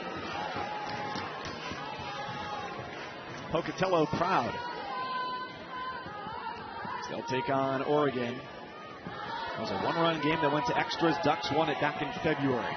A lot of time to ponder that between then and now. Bases are clear for Nadia Barbarie. She came up in the 4th inning. Odie Vasquez had not allowed a base runner. So Barbarie changed that with a solo home run down the line and left. And still, that remains the only Bulldogs hit of the night. She had 2 strikes against her. Kenzie came inside, and that's exactly what Barbarie thought was going to happen. A big swing on the inner half. And Barbarie stands pretty off of the plate. A little bit of an open stance, so there's a lot of room on that inner half. And it's why you're seeing Vasquez go back-to-back on the outer half. It's one of those things where, okay, you beat me on my best pitch on the inner half of the plate, but now you need to beat me on my outside stuff. Go get my curveball. Here it is again. Vasquez gets exactly what she wants. Sweet contact off the end of the bat. A 1-2-3 inning. On to the 7th. Tied at 2 here in the Eugene Regional Lid Lift. It's nail-biting time here in Eugene, Oregon. It's only the first game, but it has been a gem between St. Mary's and Mississippi State. 2-2 is our score. Nadia Barbarie with a home run got Mississippi State on the board. They took advantage of an error that scored a run all the way from first base. Tied the game in the 5th. Pinch hitter Lauren Tran leads off here for St. Mary's in the 9 spot, where Mia Zabat had been 0 for 2 with 2 of the 8 strikeouts recorded tonight by Peja Gould. The Gales looking for a spark here in the 7th. As Gould frisbees in a curveball, but does not get a strike. Her 100th pitch of the night makes it 2-0.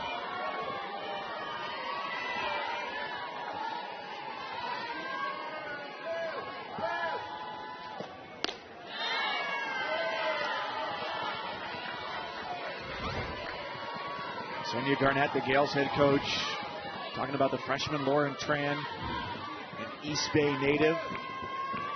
Said every time she comes up, this team expects her to get a base hit.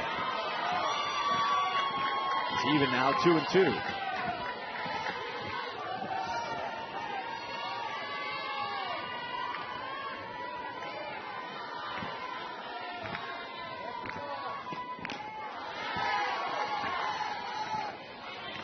This is a very important batter for Peja Gould. Right, you get that fresh face, a hitter that you haven't seen. And to me, that was always so freeing as a pitcher. You kind of ignore the scouting report and just throw your best stuff. She comes back, curveball, strike 3. Backdoors it.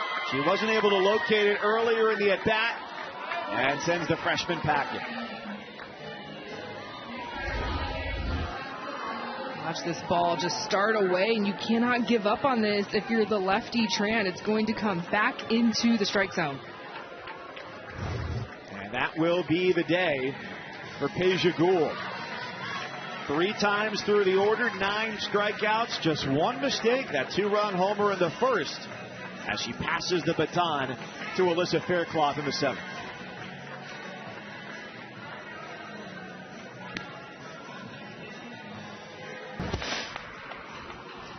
The senior, 9 strikeouts. Yes, the 2-run shot was issued in the first, but after that first inning, she settled in so nicely and gave us a good look at what she's done all season long for Mississippi State. This is one of the best pitchers and one of the best pitching staffs across the nation. She's a big part of that 1-2 punch, and we're going to see that other half right now with the lefty in Alyssa Faircloth. She grew up in Northport, Alabama, right on the doorstep of Tuscaloosa. Dreamed of playing in the SEC as a high schooler.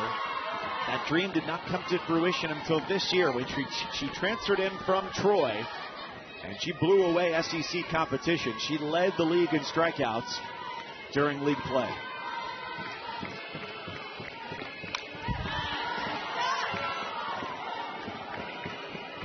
A little bit more velo than what we saw from Peja Gould, mid-60s, but it's going to be about the location of the curveball. Not afraid to go inside to righties, away to lefties, backdoor, just really running it both sides. And there's the changeup. That's incredible. A jaw-dropping pitch for strike 3. This is her best pitch. It is one of the best changeups in the nation. You see her really pack that ball in the back of her hand, and then she just flips it over. And the movement that she gets on that pitch is amazing. You cannot give up on that changeup just because you see it high in the zone. It's going to fall down. Did you see Camille Lara's response after that? And she couldn't believe it.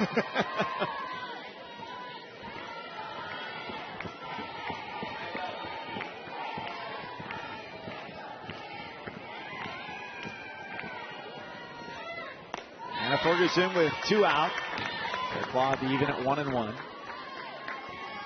So the first-year transfer from Troy in the circle. She's a junior this year, 2 years in Troy, Alabama.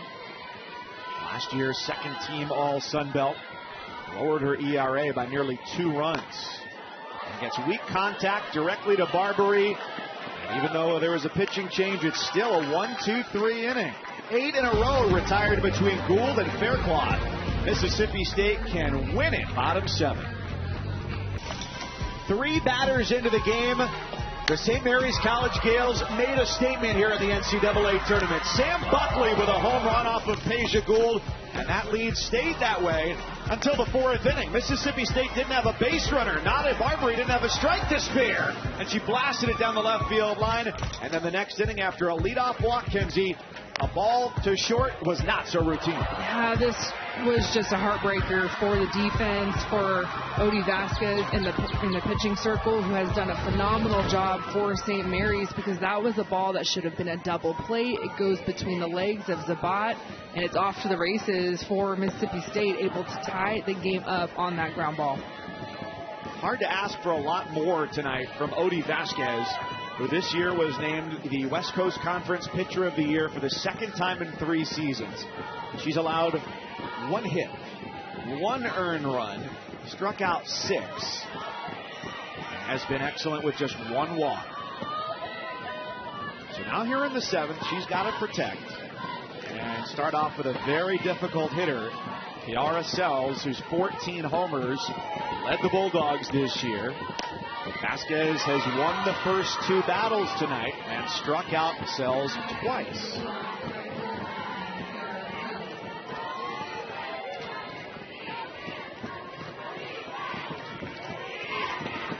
A very different situation here. The 2-1 lead for St. Mary's instead of trying to send this game to an 8th inning. They have never won in their previous 4 NCAA tournament games. Sells gets time, and we'll chat with Tyler Bratton down the third base line. It's a bit more of what we expected. Pitcher's duel coming into this game. Offenses, not a lot to work with. Yeah, just knowing who we had in the circle for this matchup, right? The West Coast Conference Pitcher of the Year, Peja Gould, Alyssa Faircloth, 2 All-American caliber arms on the other side. We were talking about it. We thought it might be a low-scoring contest. Conversation Now wrapped up for Tyler Bratton. He's a monologist, podcast host. They interview their players. Good way to get to know those Mississippi State players. 0-2.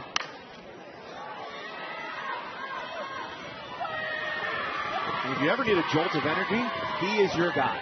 There are some folks who need caffeine in the morning to have energy. He wakes up caffeinated already. Love that. Now in your number 13 on staff there in Starkville. 2-2 bottom 7. Zabat slings it. And they get the out at first base. I really think there's going to be a thought here from Mississippi State that they'll challenge that, and there's no sense in not challenging it. Immediate hands to the ears from Samantha Ricketts. You lose it, oh well, but if you get the challenge correct, then you've got the winning run on with nobody out. The ruling of out at first base is being challenged by Mississippi State. The play's under further review. So it's our second replay review of the game. Both of them on plays at first base. Our first one today was leading off the 4th inning. Tori Cervantes of St. Mary's was called out at first. That play stood upon further review. So our first slow motion look at Sells up the line. Looks should be tidy to be out, and live I thought out. Yes. But in this game I'm losing my own trust of my gut, because I was very convinced in our last video review that the call would be overturned. It was not. Definitely closer on the replay than it looked live. But I'm with you. Gut instinct was out. That was the call on the field. And the previous play back in the 4th inning did not have sufficient evidence to overturn the call on the field. And if anything, I think that's where the area in which this play exists. Ball enters the mitt right there. Is it in the back of the mitt? And it's also key, you see Sells, her foot is on top of the base, and this is always a great opportunity, right? You train yourself as a youngster front of the base. Just a couple of inches could be the difference. This is Jim Bertuzzi. After review, the ruling on the field is confirmed. The runner is out. Mississippi State has one challenge remaining.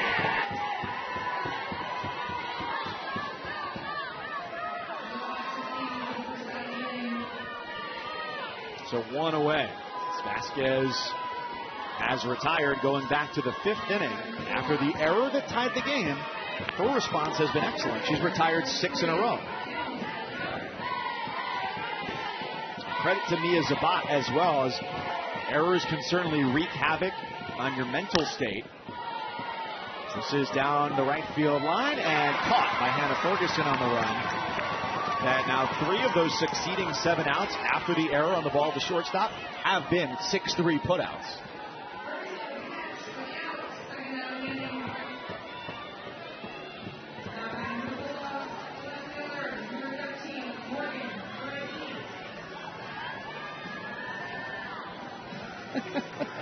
Look, we're trying to start rallies any way that we can. We've got the rally hat standing on top of the bleachers. I'm just dazzled by the hair. Golden locks. Ball 1 to Morgan Bernardini. Probably a sister of someone. There's the real star of the show. And this gentleman as well, who, with baby in left hand, caught a foul ball, full extension in his right hand. And we have since come to learn, thanks to Ryan Barnett, the communications contact for St. Mary's, that gentleman is the husband of St. Mary's athletic trainer. Ready to go. And now you're famous.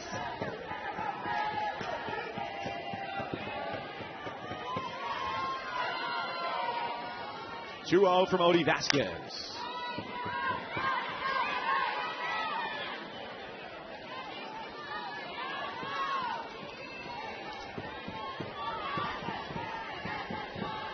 I think it's worth noting that Vasquez has been so dominant in this game without a changeup.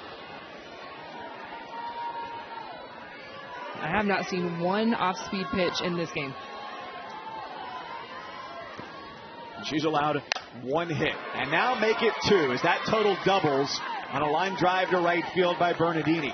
And the ball rolls away. The throw came in and eluded two different St. Mary's defenders. It bounced away from the first baseman, Taylor Lane. It spun to the left of Odie Vasquez, and the winning run is in scoring position for the Bulldogs.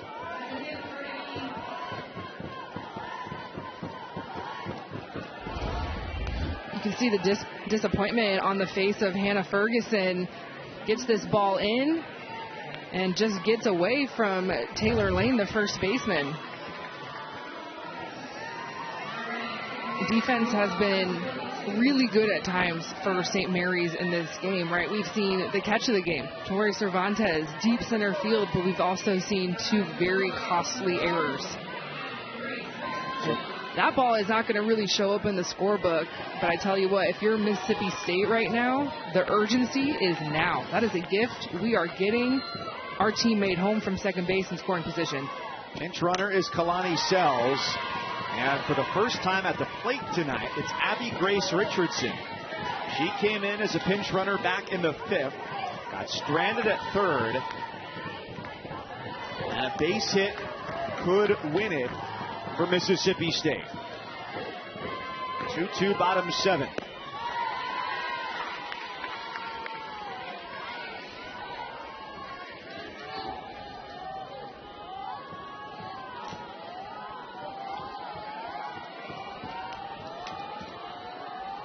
Richardson, the second-year transfer from junior college.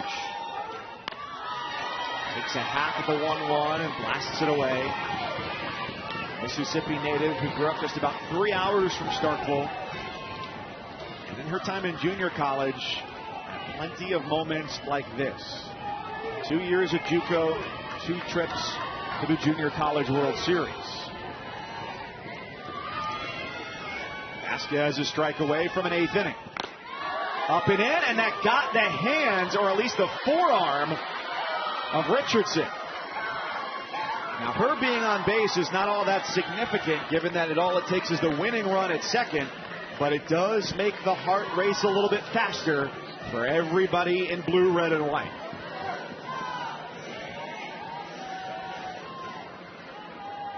That doesn't feel good for Vasquez, but I tell you what, on defense, I'm okay with this. Easier out, force out. My infielders can maybe play a little deeper.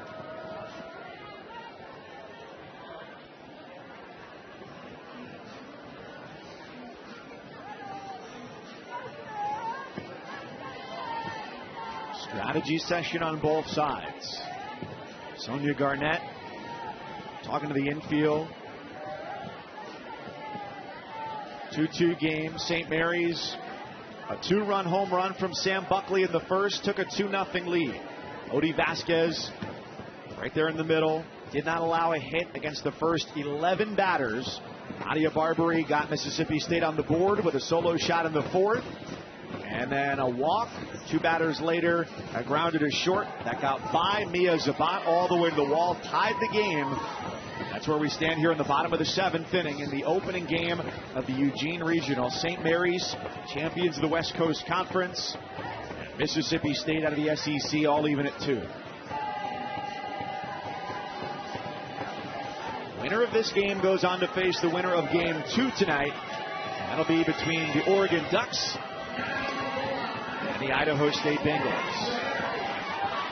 Scheduled to start in 9 minutes. That's not going to be the case. About 30 minutes in between games.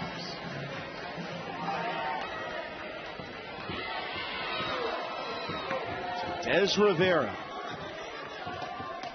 who went to the World Series as a freshman back in 2022, has a chance to put her experience to good use here. Most experienced postseason player on the Bulldogs roster.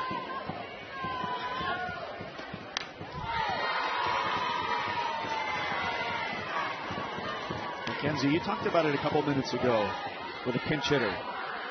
But the question for me remains the same. How much do you worry about scouting report here, and how much with 2 outs and knowing that you're 1 out away from going to extras? Are you just trying to get your best stuff in there? Best stuff.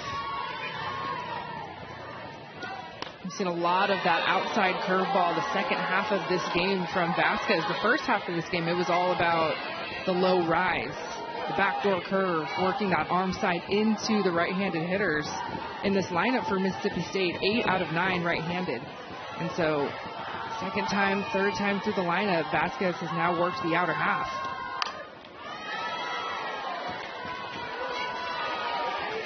Cody Vasquez a strike away from escaping danger again.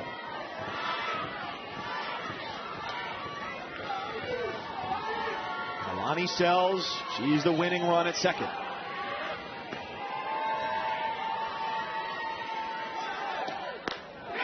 Two-two, and Rivera thought about it. Count is full.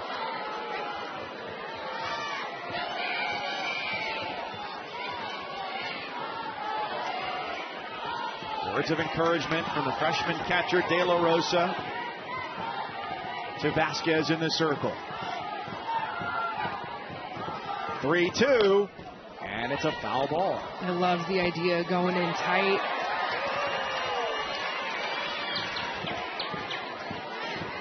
Four straight pitches on the outer half, and especially the pitch prior to that foul ball, you could see Rivera was leaning over, and so Vasquez goes in. I would go back out away. Payoff pitch, popped up. Cardinelli makes the grab, and the Gales survive a defensive mistake. They strand 2 Bulldogs, and it's extra innings in Eugene. What's the equation for extra innings? I was told there would be no math, but 2 is a simple number. It was a 2-run homer for Sam Buckley in the first inning to put St. Mary's on the board. Their pitcher, Odi Vasquez, retired the first 11 batters, but 12 was a barbaric blast from Nadia Barbarie, made it 2-1. In the 5th, she issued a leadoff block, and then what was it, routine ground ball, got right through the legs on Pia Zabat, the shortstop, and Kenley Keller scored all the way from first base and tied the game at 2. So that brings us to where we are now. The 8th inning. It's extras for St. Mary's and Mississippi State. A total of 6 hits between these two teams. Plenty of strikeouts and plenty of nerves here for these teams, each looking to start off 1-0. And for St. Mary's, hoping to win their first NCAA tournament game ever. For St. Mary's, it's been Odi Vasquez every pitch, every step of the way, and Mississippi State making the move with the starter, Peja Gould, throwing very well, just giving up that 1 hit that we saw in the first there, and then bringing in Alyssa Fairclough. It's a very interesting spot right now because you have the SEC Newcomer of the Year in the circle, a strikeout wizard, and yet Mississippi State also, as a team this year, has struggled to produce runs. So what will the breakthrough be?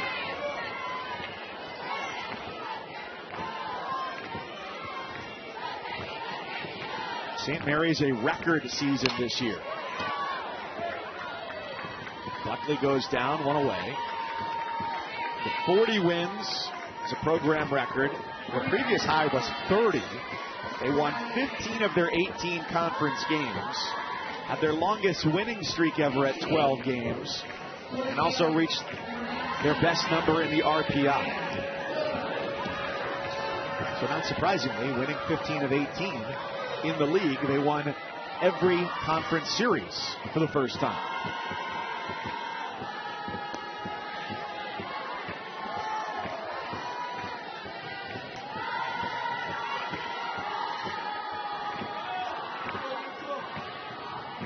Yara Vasquez with 1 out.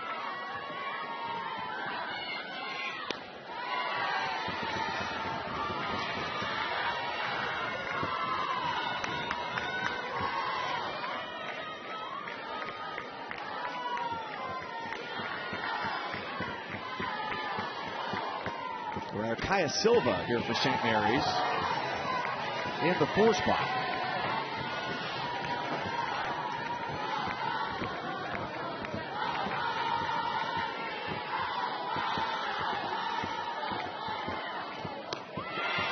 And she takes the walk.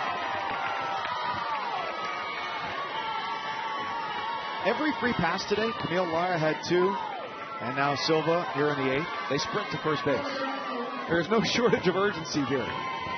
This is a fast team. And they've stolen 73 bases this season.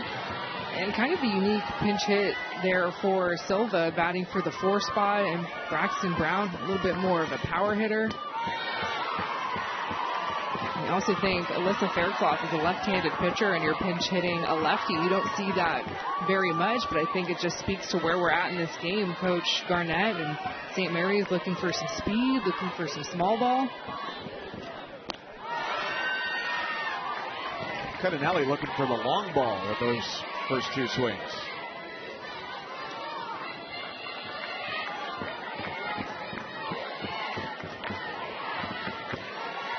Silva at first, 2 for 3 in stolen base tries this year. Cardinelli stays alive. If there's ever a spot to roll the dice, though, this feels like it could be it.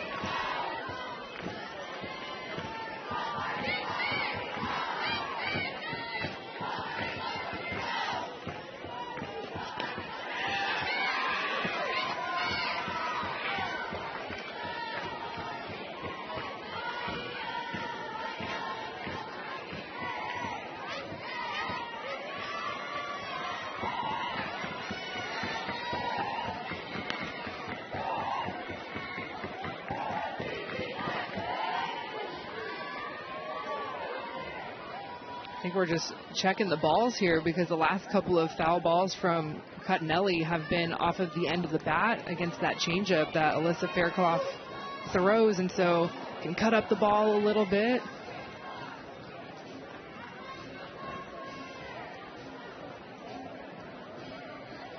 So what's the downside to that?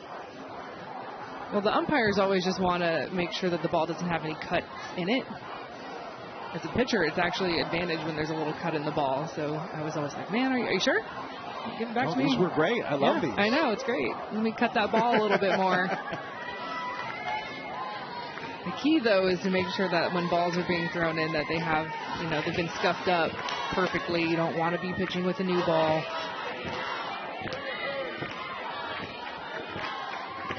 In a well-umpired game, Cardinelli chases upstairs. She's down swinging, 2 away. 11th strikeout for Mississippi State pitching. 9 for Peja Gould and 2 for Alyssa Faircloth out of the bullpen. Well, one theme on both sides offensively has been unproductive outs. There have been runners on for both sides. Every time a runner is on, though, there's no productive right side ground balls or sacrifice bunts. That's way inside, and De La Rosa didn't have to worry about taking a hack at it. She's over to first. As Mississippi State had a go-ahead run and a winning run at second base in the bottom of the 7th inning. St. Mary's threatens with a runner in scoring position for Tori Cervantes.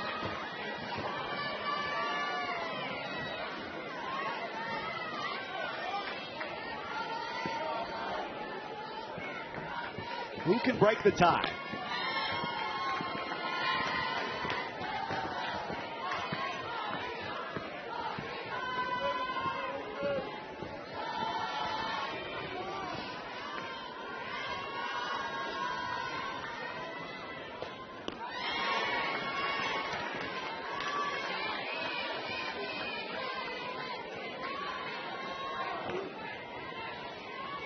Drop from Faircloth on those pitches is like the Tower of Terror.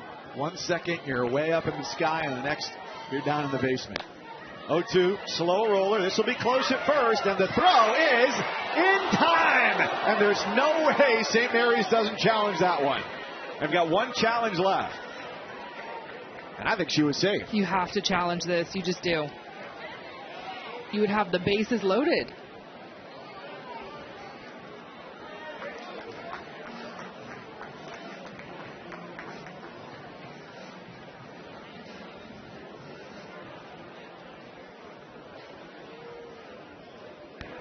The ruling of out at first base is being challenged by St. Mary's. This play is under further review. Gut instinct for you is what? Safe. Yeah, same. slow roller, shortstop. Cervantes, the center fielder, good speed going up the line. Does she get the front of the bag? Oh. I'm telling you, where you land on first base is so key. You've got to touch the front of the base. It will be the difference. And it's so interesting that this is the second review in the exact same fashion to this same hitter, Tori Cervantes. Happened to her in the 4th inning. It was also a ground ball to the left side of the infield. I think this will be upheld. If her foot was 5 inches back, she's safe. But she touches the top of that double first base.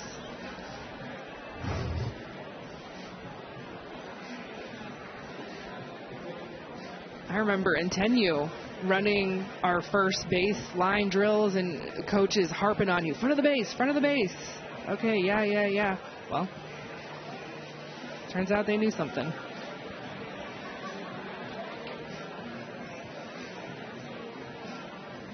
I've had 3 reviews and they've all been the exact same play. Bang Bang plays at first base. Cervantes in the 4th inning. And it'll be bases loaded and 2 out, or we'll be going to the bottom of the 8th inning. So a big call, the biggest one yet.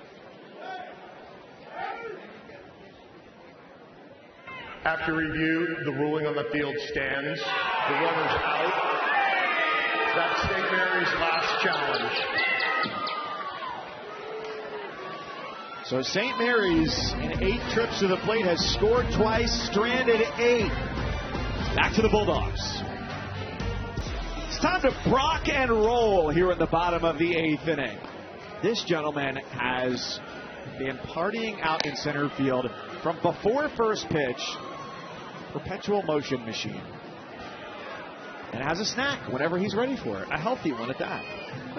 My cousins Kenzie Fowler and Broccoli Guy with you here in Eugene, Oregon. Well, we have the young one in the bottom of our shot there going, what is going on? I haven't seen this before. I'm new here. Is this normal? Takes all kinds. She's like, is that edible? Is that a snack for me? Can I get that in a juice pouch form? Exactly. Don't sleep on those. Those are good snacks. We might need one after this game. So bottom 8, after a replay review, denied St. Mary's a bases loaded situation on an out at first base. Odie Vasquez against Greta Grasso in the 9 spot. 9-1-2 coming up here for Mississippi State. Has 2 runs on 2 hits and has thrived off of 2 St. Mary's errors. The second of which allowed them to tie the game in the 5th.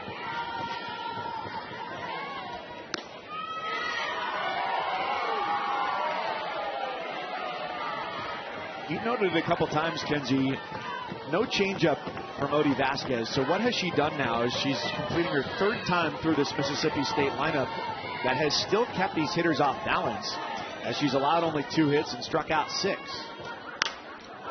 This is a fly ball left field. Lara retreating, warning track, and she brings it in. She was in, maybe didn't get the best beat on it, but she recovered well. Lara was playing very shallow. I mean, look where she's playing in left field, and she has to turn and perfectly drop step this. This is what you practice as well. You drop step and you tuck your glove and you run and you run and you run. And then the last second, you extend your arm. Just showing us her speed. Ground ball through the left side. It's a base hit for Morgan Stiles. Leadoff hitter is hitless no more. Chasing early. And just the 4th hit of the night, or the 3rd hit of the night for Mississippi State. Homer for Barbarie in the 4th. 2-out single for Bernardini last inning in the 7th. And a potential winning run is at first base. It'll be a pinch runner for the Bulldogs. Gabby Schaefer takes over at first.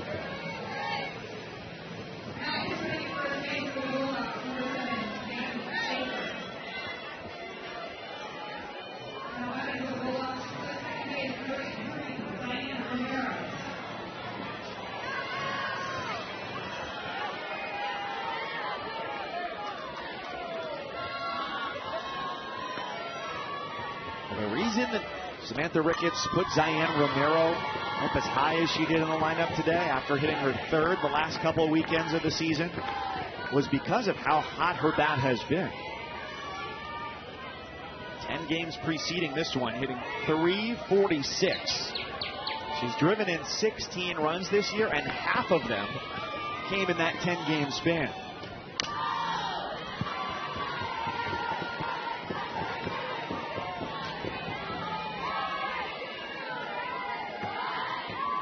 Two flyouts to right and a strikeout. There's been a lot of pieces for this Bulldog offense that maybe if you watched this team back in February or in March, maybe weren't in the lineup, have found their way and hit their way into the lineup in the second half of the season. And Romero is one of those pieces.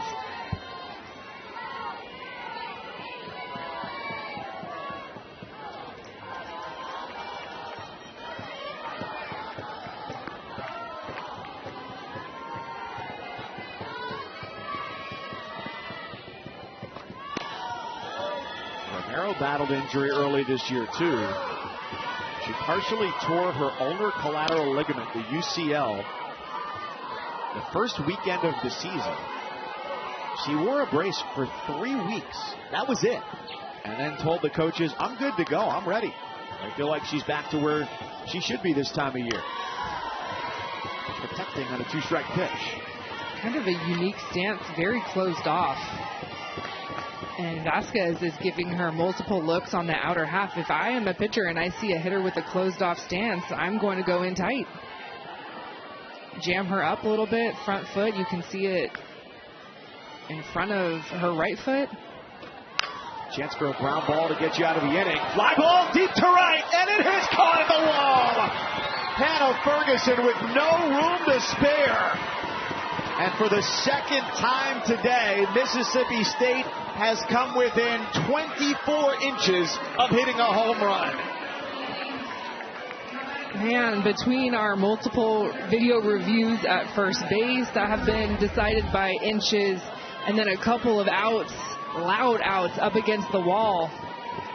Hannah Ferguson, this outfield for St. Mary's is very speedy. There is a ton of speed out there between Lara and Cervantes and Ferguson. I mean, this is a team that has stolen over 70 bases, so of course you're going to see it, but they're showing us that speed defensively, covering so much ground.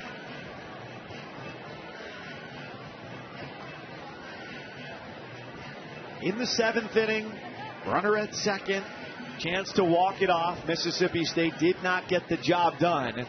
They have an opportunity again here with Nadia Barbarie, who gave them life in the 4th inning. Odie Vasquez came bursting out of the gates, retired the first 11 batters, and in a 2-strike count against Barbarie, came inside, hit her with an open stance, was looking for exactly that. Home run number 13 of the year. It seemed to release some of the tension there for Mississippi State and say, yeah, we can get to this pitcher. As you can see the strategy on both sides.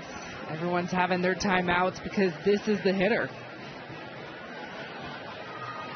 And her last at-bat, Barbarie grounded out to second base, and of course we saw that inside pitch. It was hit for the home run, so Vasquez came back in that next at-bat and said, I'm going to make you beat me on the outer half. I would be very surprised if we see anything on the inner half. I'm expecting every pitch to be away.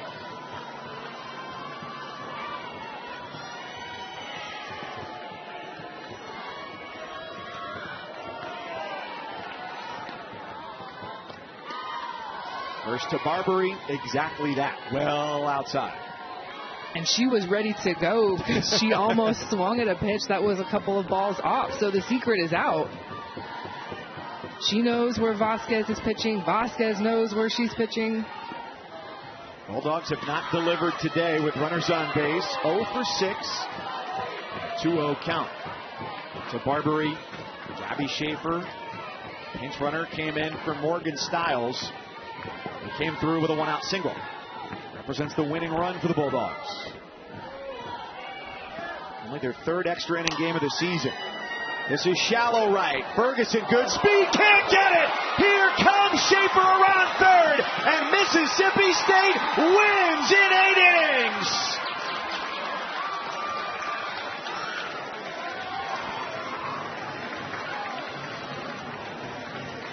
A Barbarie bloop and a 3-2 final score.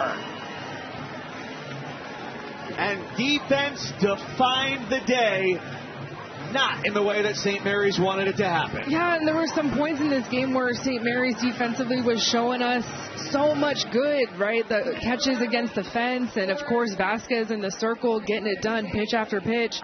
But defense is also what allowed Mississippi State to get back into this game. It was an error at shortstop, and then there was another throw later, and then the ball that maybe you just got to keep in front here. And this is just so heartbreaking for Vasquez. This is a hitter that took you deep back in the fourth, and so you know the power. Everyone knows the power that Nadia Barbarie has, and it's why Hannah Ferguson was playing very deep.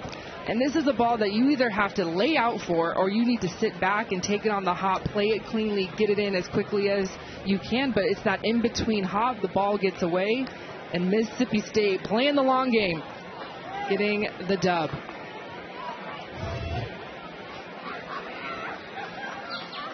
Mississippi State had one hit through 6 innings. And if you were to say, all right, take your pick, who's the team that wins with one hit through 6? It wouldn't be that team, but it is Mississippi State, and they move on. Our next game was scheduled to start 17 minutes ago. It'll be about 30 minutes until Idaho State and Oregon take the field here at Jane Sanders Stadium. And the winner of that game will take on Mississippi State tomorrow at 5 Eastern. Nadia Barbarie had the walk-off single here in the 8th inning. Nadia, first of all, congratulations on advancing to the winner's bracket here in Eugene.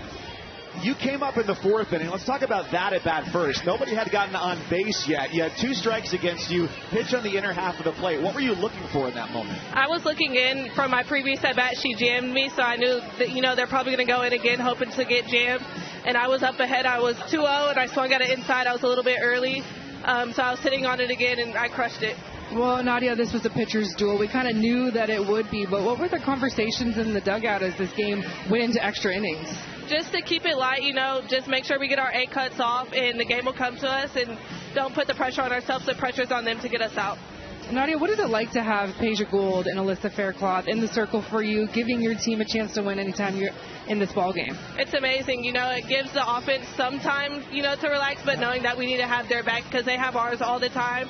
And, they always, not always, but likely have a pitcher's duel. And, as an offense, we need to provide for them so that they don't have to deal with that pressure. And Nadia, before we let you go, it was very clear there in that at-bat, she was trying to pitch you away. So the ball comes off of your bat. What did you think when it was going to shallow right field? I was a little nervous. It was higher than what I wanted it to be. I was just trying to poke it. But Gabby's a fast runner. She can score from first anytime, any day. So just knowing if that gets down, Gabby's going to score. She did. You guys win. We'll see you tomorrow in the winner's bracket. Thank you, guys. Hail State. It's Nadia Barbarie, who had the game-ending base hit to right field to give Mississippi State the win over St. Mary's. Our next game will be between Idaho State and Oregon. First pitch will be 10:52 Eastern Time, 7:52 Pacific. For our crew, Kenzie Fowler, I'm Mike Cousins saying so long for now and see you a little bit from here at Jane Sanders Stadium.